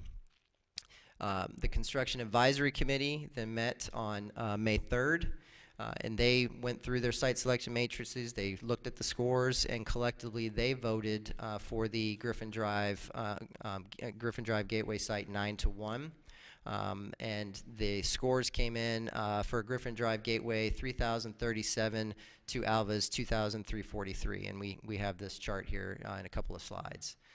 And then on May 4th, the site selection committee convened and made a unanimous recommendation for the Gateway site 9-0. And we are here today, June 6th, on the briefing, with you making your selection on June 27th. So the process, the site selection matrix was three main categories: social land use factors, and the primary ones here were the size of the site. Obviously, is the site conducive to build a high school? Both sites, yes. Proximity of students. We want to build a high school where we have students. Proximity of future growth and expansion. So not just the site itself, do we have room to expand on the site, but also what is going on in the surrounding area and expansion in that area, growth, and accessibility of for walkers and for traffic. Construction cost factors, and it's important to note here, this is not construction cost to build the school itself. This is site development costs, so utilities, environmental mitigation, any type of mitigation like that. And then operations and maintenance cost factors, and actually this was more of sun orientation and energy availability. So briefly, a site analysis for both on the Griffin Drive Gateway site and then following on the Joel Tuckahoe Alva site. Both sites had advantages and disadvantages. And again, we had the benefit of having two district-owned properties to objectively look at and where does it make sense to build the school. So let's look at what those advantages and disadvantages of either are. So the advantages, as you can see here for the Griffin Drive, from student population, a very large student population within 2 to 5 miles. And why is 2 to 5 miles important? It is, from transportation and walkers. And you see walkability. Traffic. State Road 82, a very busy roadway. They are widening that roadway. That project is underway as we speak and is supposed to be completed prior to this school opening. Site planning, most of the due diligence has been completed on this property. It's more than adequate for a high school and future expansion. And then the site development costs, utilities, power, water are all readily available on this site. And environmental program acreage, again, with being over 55 acres, substantial amount of acreage. Disadvantages, it is possible, construction, especially roadway construction, the State Road 82, the widening will still be going on. That would be a challenge. It'd be a short-term challenge, but it would be a challenge. Site development costs. There are wetlands on this property. There are some endangered species possibly on this property, so we would need to mitigate those. It would be approximately $1.1 million to $1.45 million for that mitigation. So summary of advantages and disadvantages for Gateway and Griffin Drive. And then the Joel Boulevard property, 103 acres, very large piece of property. Traffic, there is multiple egress, ingress. That's getting in, getting out from Tuckahoe Road. We didn't list Joel as its potential with some of the Panther mitigation. That might be a long-term situation, but we're not sure. But you have two roadways there that you can get in and out of this school.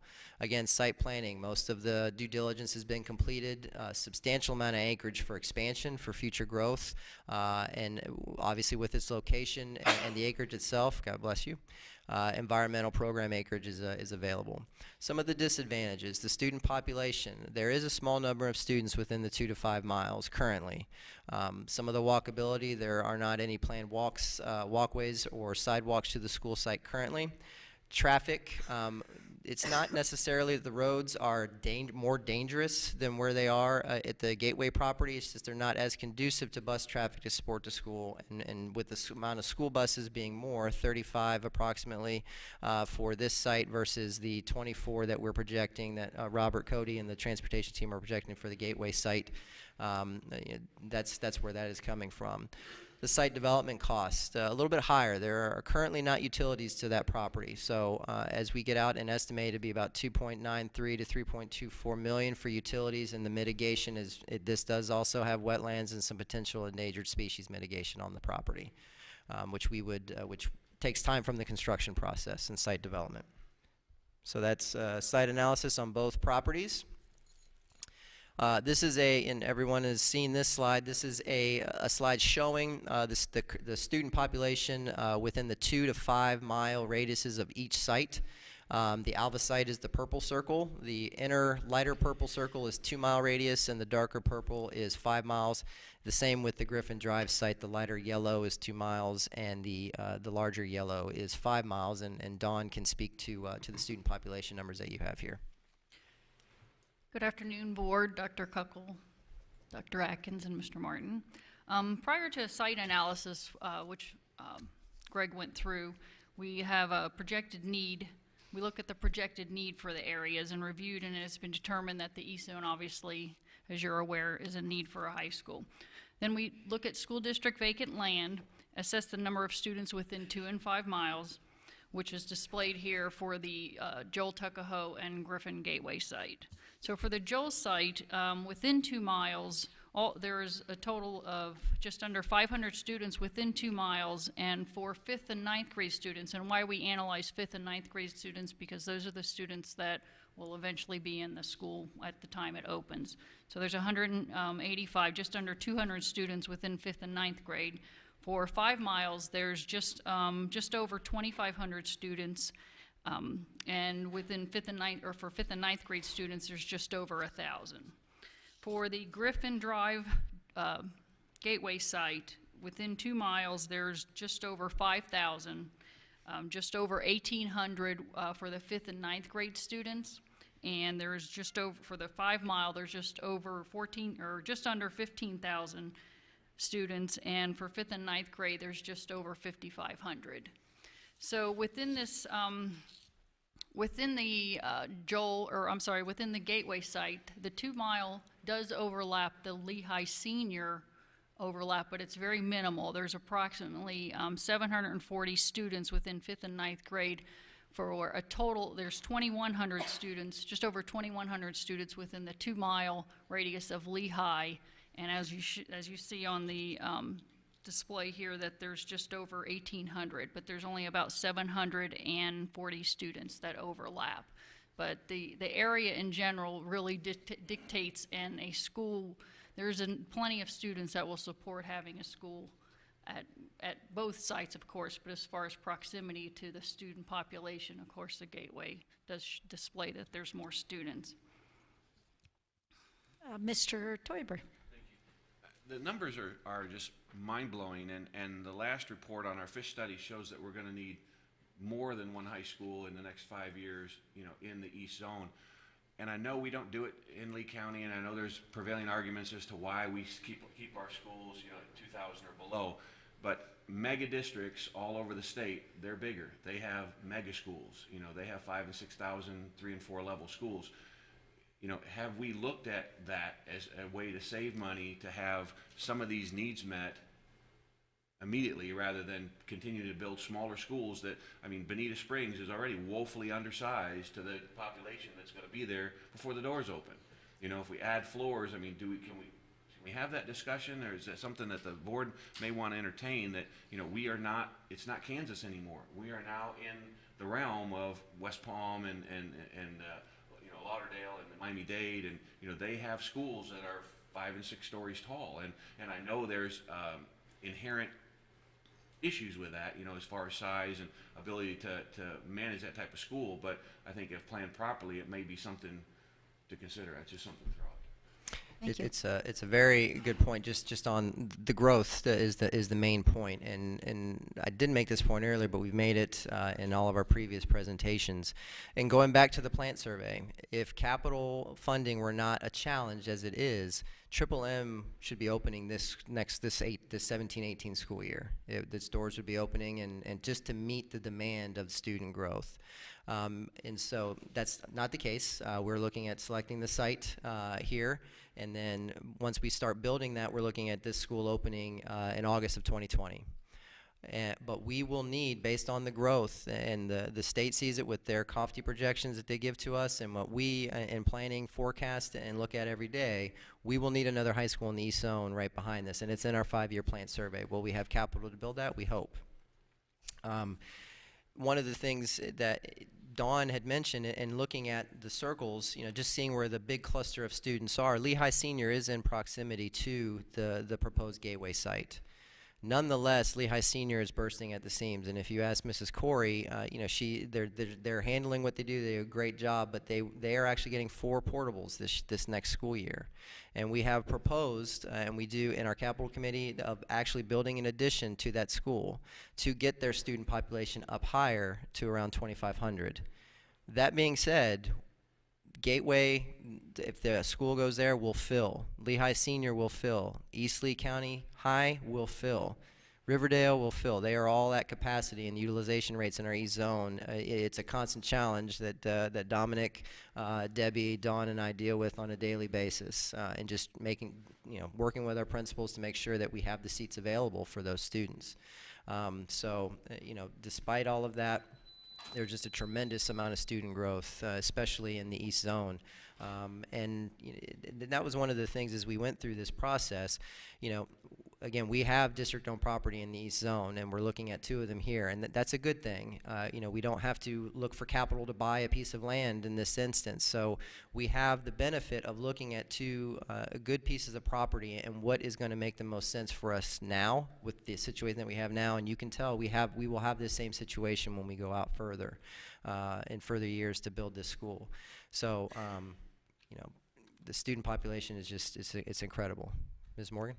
I think the question was, why are we not talking about building high schools for 5,000 students now instead of building 2 for 2,500? Good questions. So one of the things that we will do with Triple M, once we have the site selected and then go through the design process, and we went through a little bit of it with Bonita Springs, and doing it differently as far as design, based on where we're building the school, the community that's around the school, the business community. You can see the academies that we're proposing and putting into Bonita Springs High School, and one of those is the actual design of a school and what is and isn't possible to go from our typical, what we request, 2,000 student station high school, to a larger school, 3,000. There are some school districts that have over 4,000 students in their school.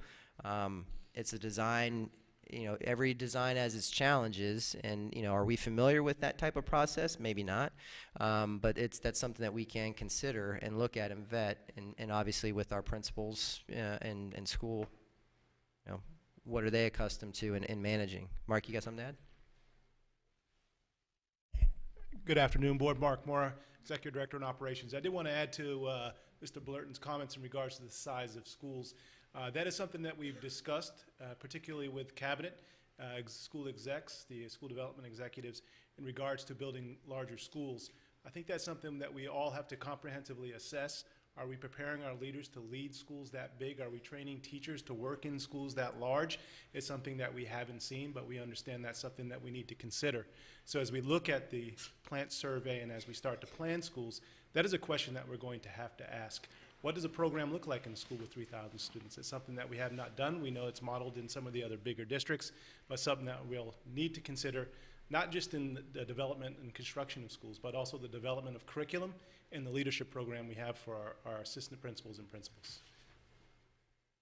Mr. Toiber. Thank you, Mr. Moore. And those are the key points that, because again, you have to have the staff. It's a whole different dynamic. But I just want to be very conscious because, when we did the expansions in 2010 and now we're looking at Lehigh, it's not just the seats, it's the infrastructure, it's the, the egress and ingress, it's the cafeteria, it's all those things that, people just think, well, I'll just add a floor or just expand, and we all know that's just not possible. So I think as, be proactive, especially when the numbers are here, we either need to have a bigger school or at least plan with the, have the design facilitate that we could actually double the cafeteria or so on, so we're not faced with that type of thing like we have in Estero or all those issues where we got land, but what are you going to do? You can't, make the cafeteria bigger. So.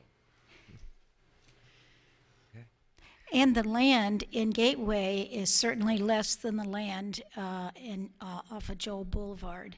55 acres is about the normal size for a 2,000 student school that we plan for now. Is that correct? For 2,000, unless we Or go vertical. 2,500? Unless we go vertical, correct. And so even if we go vertical, we still have to have the ancillary facilities, the auditorium and all of the sports and the library to accommodate more students. So that does increase the size even if we go up. So, but that is something that I agree we should look at.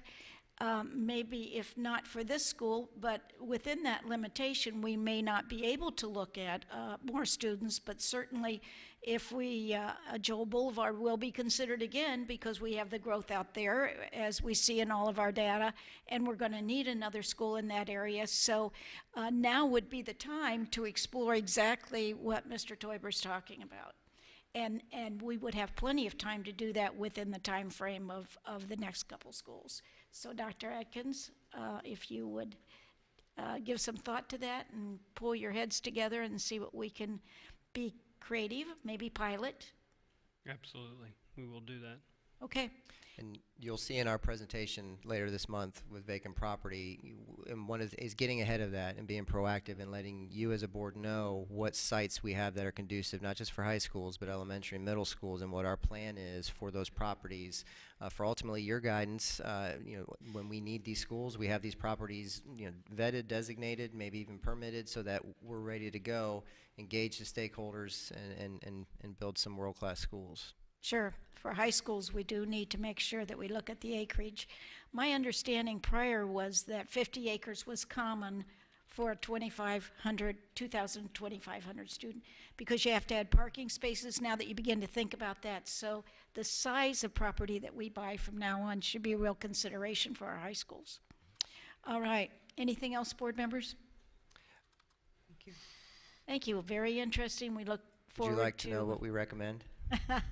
Oh, yes, absolutely. Dawn, you had something you wanted to add really quickly. Well, also, in talking about adding to schools, we are in the process of working with other staff members in construction and maintenance and planning, of course, to look at our school sites. An analysis was done several years ago to take all the existing schools, see which schools were capable of adding on to include the cafeteria and the ancillary facilities and parking and what have you. So we are in the process of doing that, which made us aware of we need to be cognitive of that as well for future schools.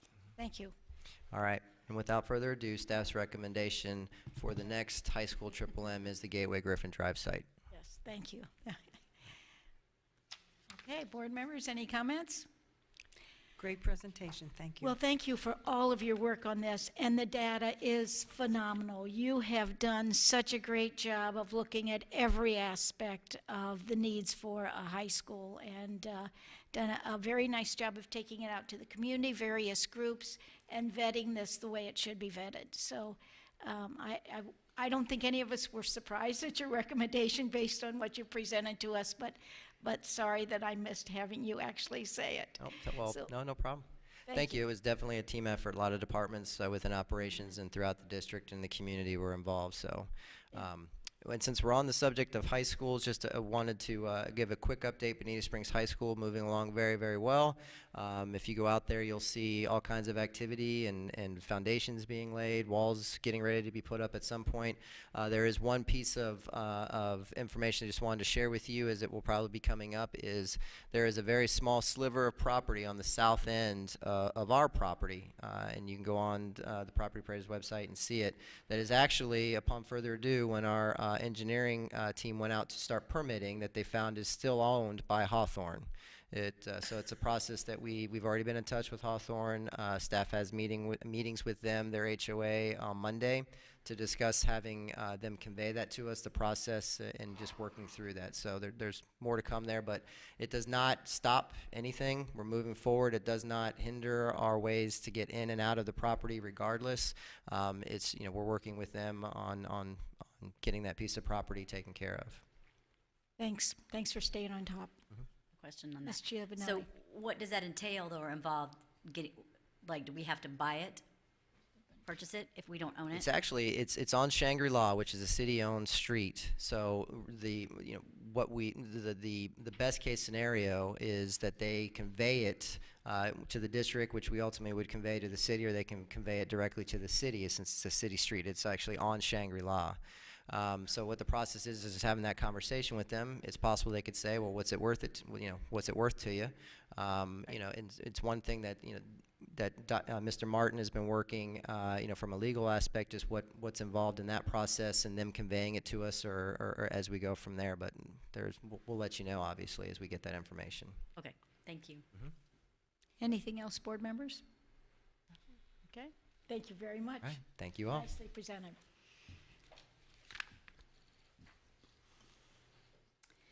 We will now move to public comment. Is there anybody else, is there anybody on the left side of the room that would like to speak right now? Anybody on your right side of the room? Okay, Mr. Martin, would you address the public comment? School board policy provides the opportunity at this point in the meeting to address the board concerning any matter on this briefing meeting agenda. Subject to comment is limited to the items on the agenda. The time allowed per speaker is 3 minutes. Okay, we'll begin with Mr. Please come up and state your name. Come on.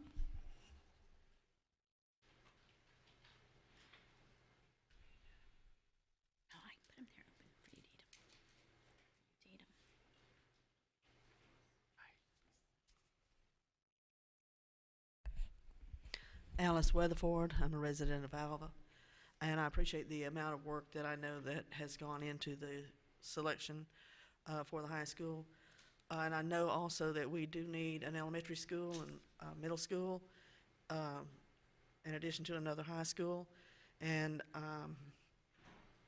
in my thinking, it looks to me like we have a school at Alva right now that will house 1,035 students as it stands.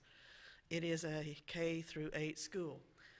The property on Joel and Tuckahoe would be enough property to build not only a mega high school, but a combination of a high school and middle school where they could possibly share cafeteria, some of the electives, not all, because of the age differences. It would be a really good use of the land, and then we could take this existing K through 8 site at Alva and make it just an elementary school, and that would take care of 3 schools of the 9 they said they need in the next 5 years. And to me, that looks like a very efficient use of resources and tax dollars. Just a thought. Thank you for your time. And thank you. Mr. Castellano?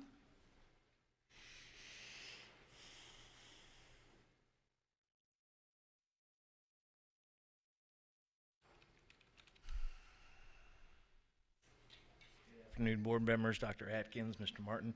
I am Mark Castellano. I am president of the Teachers Association of Lee County. I want to address some of the things that Mr. Sarah discussed about, specifically about HB 7069.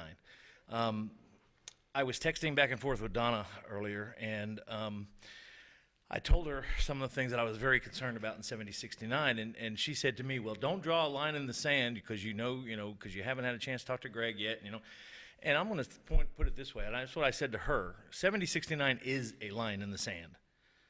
736 was an abomination, and I wasn't aware enough or smart enough or whatever, foresightful enough to realize it then, the impact that it had. 7069 is there for us to see, and we're looking at it. Now, I'm going to point out one thing in particular, and here's kind of my line in the sand in a sense.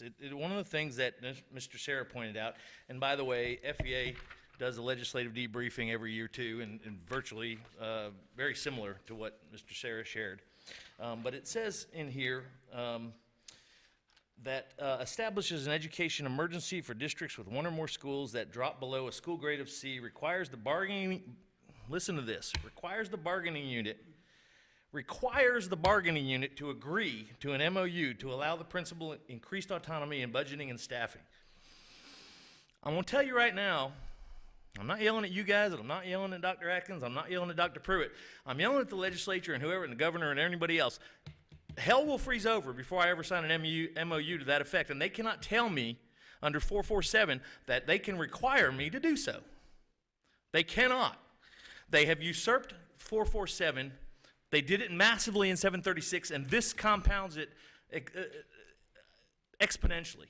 It is an outrageous usurpation of 447. That they dictate to us what we can and cannot bargain. And I will not sign an MOU to that effect, I tell you. And there are other things in this bill, which, if you haven't figured it out yet, there are many things in this bill that were not passed or could not pass, did not pass through the regular legislative process. And they figured out a new trick that they've done in the last few years where, hey, we're just going to mash it all together into one massive bill. What happened to one bill, one topic? This is infuriating to me. and we continue to allow this legislature and this governor to chip away at our rights. And I'm not going to allow it to happen as much as I can prevent it in Lee County. And I'm going to tell you that we need to stand, it's time. At what point do we stand up and say, hell no, we're not going to do this anymore? Now, they're going to go after collective bargaining in the Constitutional Revision Commission. We know that. But right now, 447 is there, and we intend to make it have it stay there. But the reality is simple. There are things that we, as a district, should not agree to. And I promise you that I will not. Now, I love interest-based. Thank you, Mr. Castellano. Your time's up, sir. Thank you.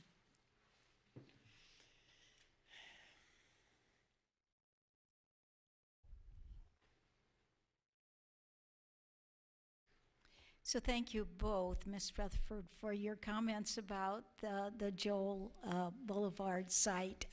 We will be looking at all kinds of things, and those ideas are much appreciated. Mr. Castellano, I hope we've rallied the teachers and all of your members to make sure those points are well known by the governor and those people that are in the decision-making seats this week and beyond. That's so important because many will have no clue what's in those bills and what the ramifications are. So thank you for sharing that. We will now move to board member comments, and we'll start with Ms. Fisher. Okay, I have two short things today.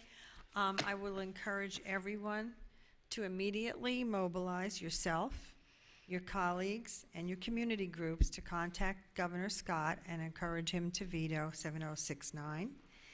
And then also, I wanted to bring up that Florida School Boards Association would like for us to choose our legislative committee people to work on priorities for this year. And I know that Mrs. LaRiviere had expressed an interest in continuing that, and then Mrs. Patrica, did you mention that you would be interested in working on that committee also? Okay. Is there anyone else? So then, with your approval, we'll send FSBA, Mrs. LaRiviere and Mrs. Patrica's names as the representative and the alternate. For representative, I would support Ms. Patrica and as alternate, Ms. LaRiviere, not Okay. the other way around. Okay. I'm Ms. okay with Patrica, it. is that good with you? Sure. Okay.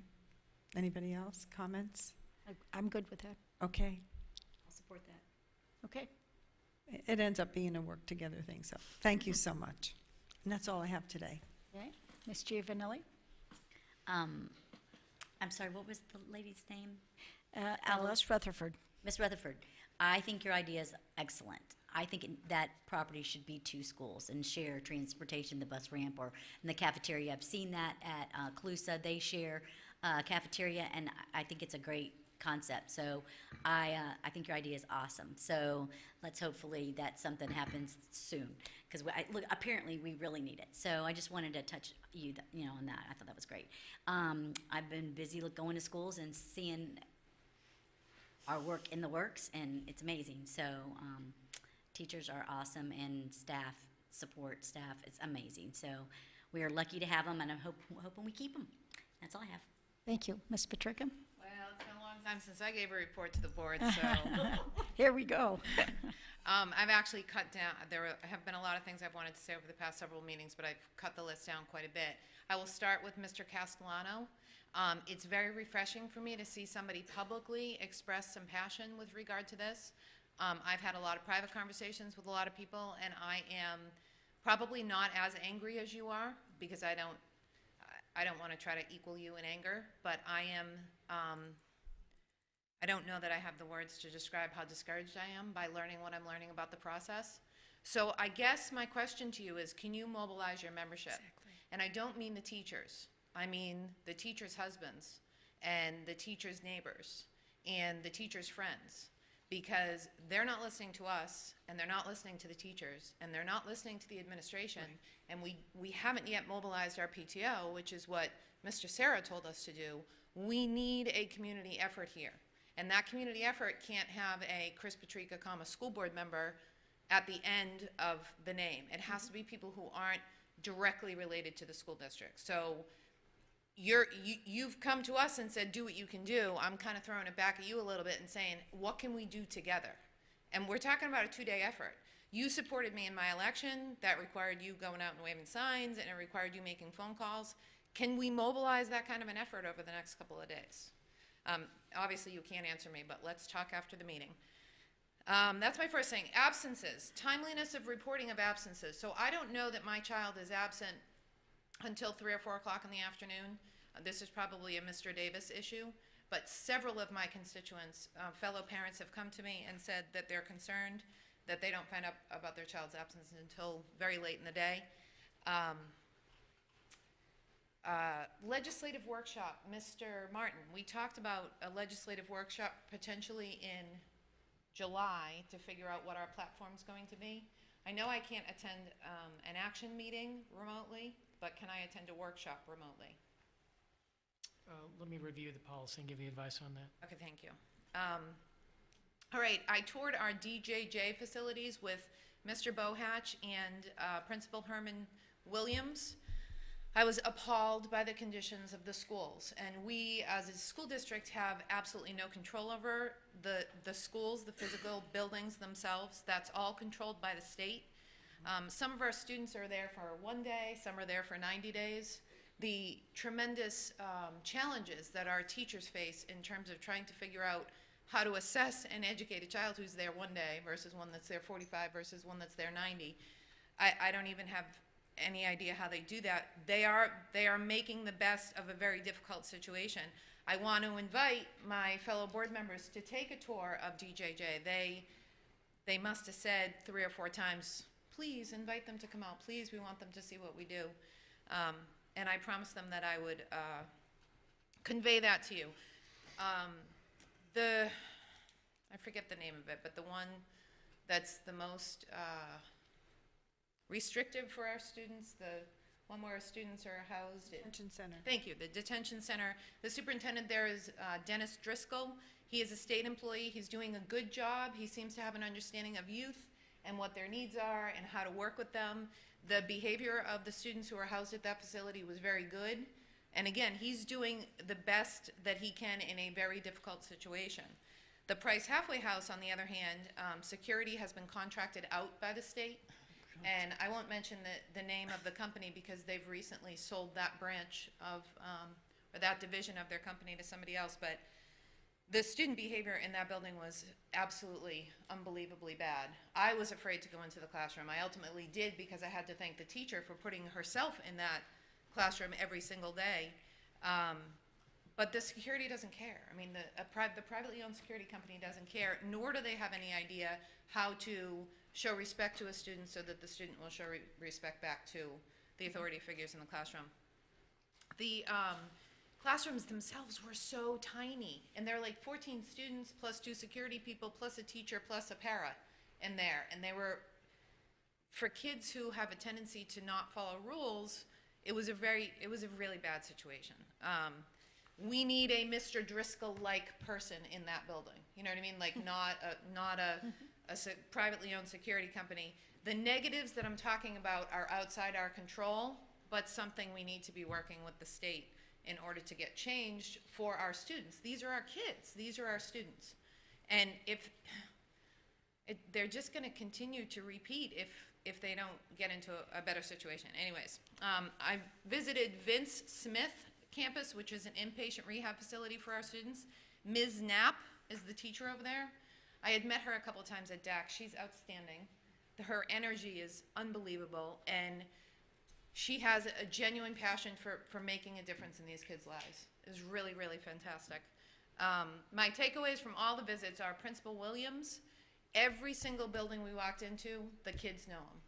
The kids know him by name, and they approach him. They ask him things like, Mr. Williams, what do I need to do in order to get my credit for this class? Or what do I need to do in order to be able to, whatever the question was, he knew them by name and he knew their individual circumstances. So it was surprising for me. I had no idea what to expect, but I certainly didn't expect a principal who's in charge of 6 or 7 different facilities to be known by the students. And they definitely knew who he was.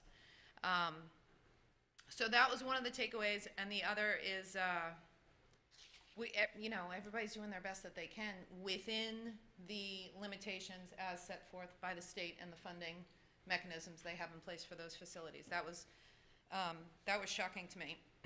Moving on to graduations. I thought they were going to be really boring. I did. I thought they were going to be really boring because I have 27 nieces and nephews, and I've been to more graduations than probably Dr. Atkins has been to because they've all graduated from high school, most of them from college. But I was waiting for one student to walk across the stage. Here it was 400-ish students walking across the stage, and honest to God and true, I had a headache when it was over because I was smiling, like genuinely smiling. I had a headache and my face hurt. I don't know if you can train your face for graduations for next year, but it was really awesome. They were really, really awesome. So I will have to say that's one of my favorite things. Surprisingly, that's one of my favorite things about being on the board. State of our schools. Lauren Stillwell, are you here? You rock. That presentation was absolutely fantastic. The speech was fantastic. And of course, Dr. Atkins, you delivered it with all of the emphasis and passion that was needed. You set the tone for where we need to go in terms of our advocacy at the state level and with our local county commission and our other municipal governments. You really set the tone there, and I think hopefully we can stay excited to continue on that road. So thank you for that. 2 things that I left off the list over the past several times that I'll talk about. Technology Awards ceremony at Dunbar, holy cow. I sat next to Mr. Davis, and even he was amazed by the number and the difficulty of the certifications that the students achieved while they were at Dunbar High School. It was truly, that was really an eye-opening experience for me. I mean, I knew Dunbar was a gem, but to see what those students have achieved was really, really incredible. And then finally, Miss Benham at Bonita Springs Middle School Center for the Arts was the civics teacher there. I believe she's moving to Torrance Marsh Middle next year. Anyway, she was civics, 7th grade civics. You have to take an EOC for that, right? That's the first EOC our kids take in our system. The night before the EOC, she was Instagramming. Is that the right word? She was Instagramming with her students to prepare them for the test the next day. And the reason why I know that is because my daughter was watching it, and it was dinner time, and I made her put her phone down, and she's like, well, I get to watch the phone because it's school related. And so I overheard some of what was being said, and she was engaging, and she made it fun. Just by being on Instagram, she made it fun. But she gave up 2.5 hours of her own time in order to do that. And I'm sure she's not the only one who's doing it, but I know that some people doubt the use of technology in the classroom, but to me that was an indication of how it can be used and integrated with what's exciting for kids in order to move them forward. So I wanted to recognize her and others that are doing that across the district. And that's it for today. Thank you. I do have an answer to your question. I'll go ahead and provide that. The Sunshine Law that affects this particular issue is with respect to meetings at which a vote is taken, where there is action taken. And the policy, the provision addressing the issue specifically says that members may attend and participate in school board action meetings through use of an interactive video and/or telephone system as long as a quorum of board members are present at the action meeting. School board members may participate in non-action meetings in this matter whether or not there's a quorum present. So whether there's a quorum present or no matter what the reason for absence is, when it's a non-voting meeting, you can't take part out telephonically.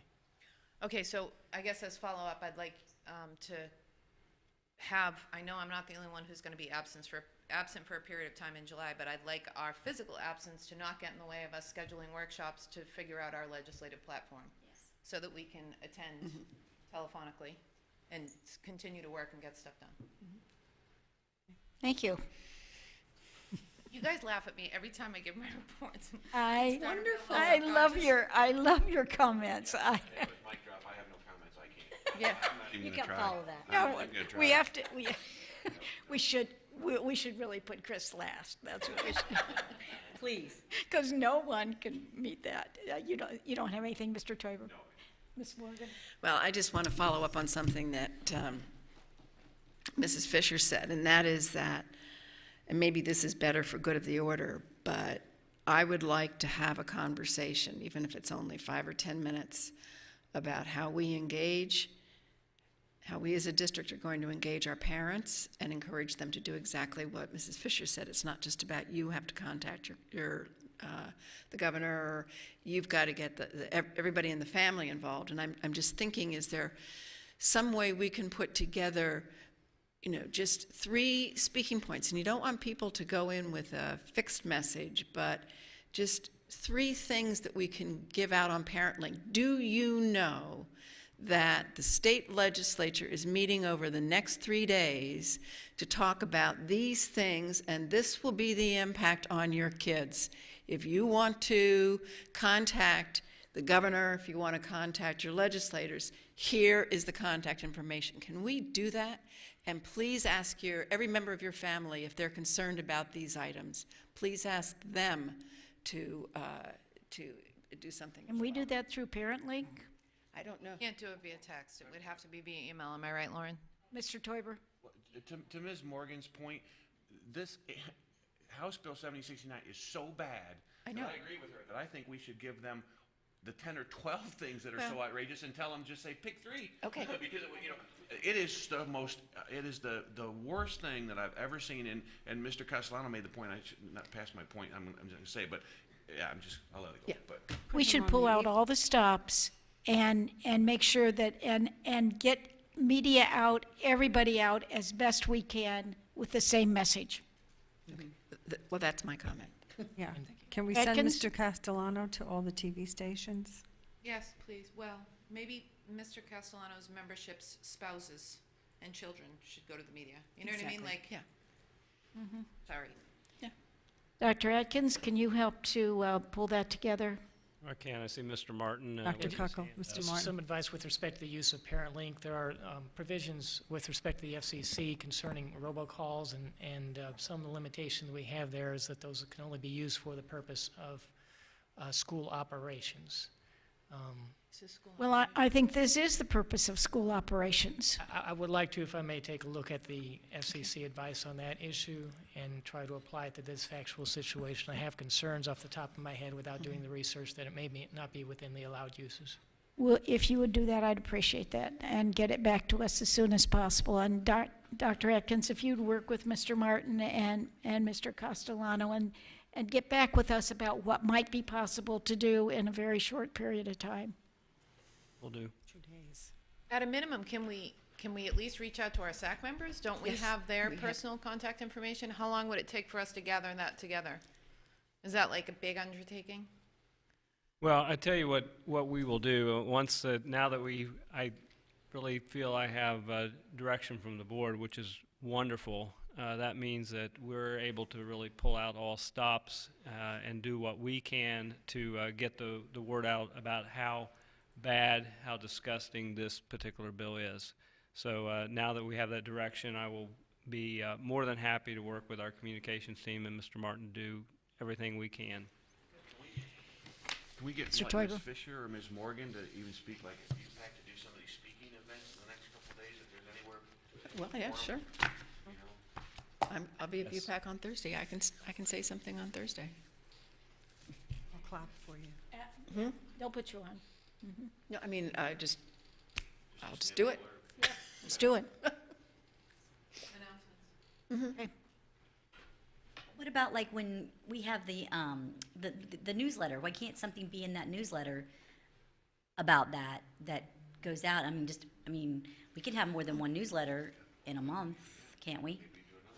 I say we do another one. There could be something informational in that as well as that. So then you've covered both. You've covered what his worried about, and we're still getting some information out there, and that information is probably the most important. But Urgent. no, we do the newsletter, the Monthlies. monthly news. We each took a turn. Where we each have an article. Yeah. Uh-huh. Oh, it goes to Newspress too. Oh, yeah, that's right. It does go. I forgot about that. Well, I don't read the Newspress. So yeah, but that would kind of cover our, because that goes to every parent. Right. Okay. It's email. And just maybe a word to Marshall, the 2 foundation members who own public media can be asked to do you know, a 1-minute interview with the board chair or with you talking about this and the fact that it's happening? I think you also should include our editor, news press editor. Okay. That's critical. Anything else? Thank you. Mr. Martin, do you have any I do have a comments? school law minute. Okay. And we're continuing with parliamentary procedure. The subject I wanted to address today is changing the agenda. The agenda for a school board meeting belongs to the superintendent until the board takes action to adopt it. Superintendent can revise or withdraw an agenda item at any time before agenda adoption. So the superintendent can also add an agenda item after the agenda has been distributed, but only if the chair finds good cause to do so at the meeting. For that reason, at the beginning of each action meeting, you'll hear the chair ask for a motion to approve the adoption of the agenda. If your desire is to change the agenda at that point, the form of the motion would be, I move adoption of the agenda presented with deletion of item, whatever it may be. Now, there are some items that you could not delete from the agenda, such as those that are public hearings required by law, and also recommendations for appointment to positions of employment that uniquely under the law belong to the superintendent. But generally, you can alter the agenda in that way. A motion to be made by a board member not addressing an item on the agenda must be made during board comment. It cannot be added as an agenda item because the agenda is for recommendations, which are only brought by the superintendent.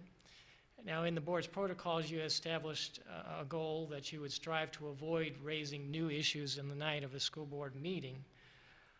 And additionally, if you do have such a board motion that does not involve a matter that's already on the agenda, Florida law would require an additional opportunity for public comment with respect to the subject of that agenda item, of that motion, rather.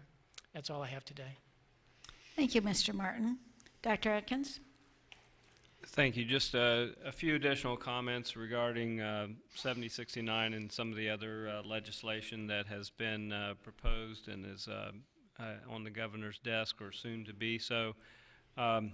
First of all, I would say to Mr. Castellano that we have already been really on record as being as opposing 7069. We've sent a letter to the governor, and I think we will continue those efforts.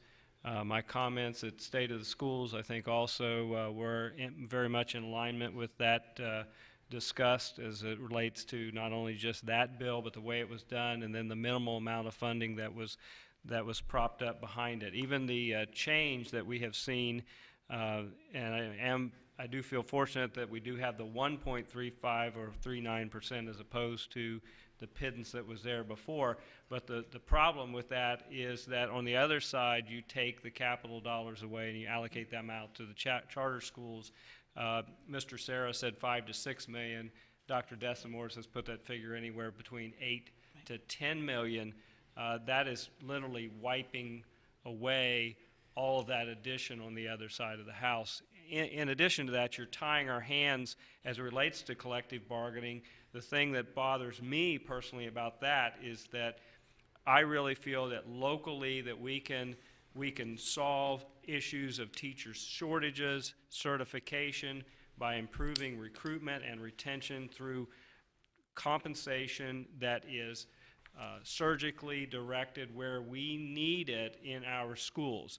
What this does is a blunt effort to throw money at teachers and trying to make them happy. It doesn't allow us to really address our needs locally as a school district. So it goes beyond just taking a stab at collective bargaining.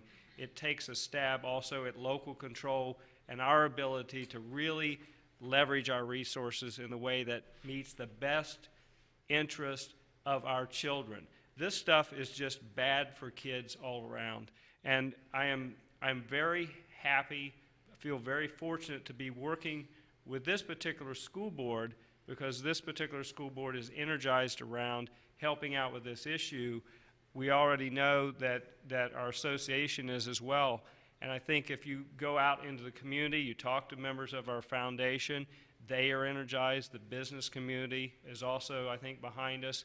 and you have other groups that, as I get out and talk to people, are that way as well. The Teacher Advisory Committee, which I think is a reflection, Mark's favorite committee, but it is a reflection of teachers in this school district, and they also are at the point where they're just fed up with what's going on, and they want to become involved. I truly believe that our school district, because we represent our children, our school district should be central in this issue and really be the focus, of bringing the groups together that need to be brought together to do something about the things that happen to us from Tallahassee. One of the issues, as you know, is that we have never, as an education profession, ever truly come together as a team and presented a united front. And I think that has worked to our disadvantage. But I think what's happened is they have woken up the giant. Teachers are one of the largest, and educators are one of the largest, if not the largest workforce in the United States. They're fed up with the way things are going right now. Well, guess what? We're paying attention right now, and I think you're going to see change very soon. Thank you, that's promising. Out of all that's going on, thank you. Anything else, Dr. Atkins? That would be it. Thank you.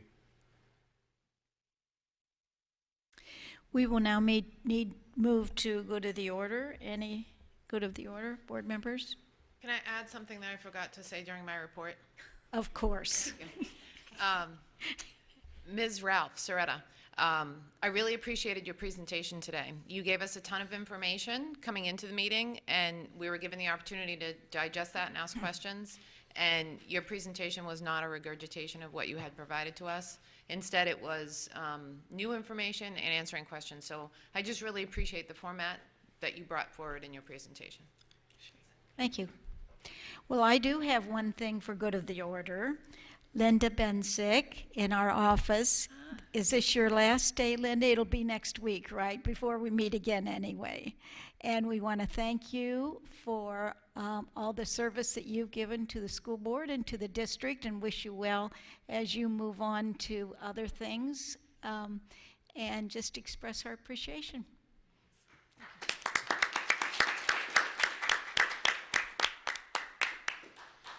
And with that, this briefing meeting is adjourned.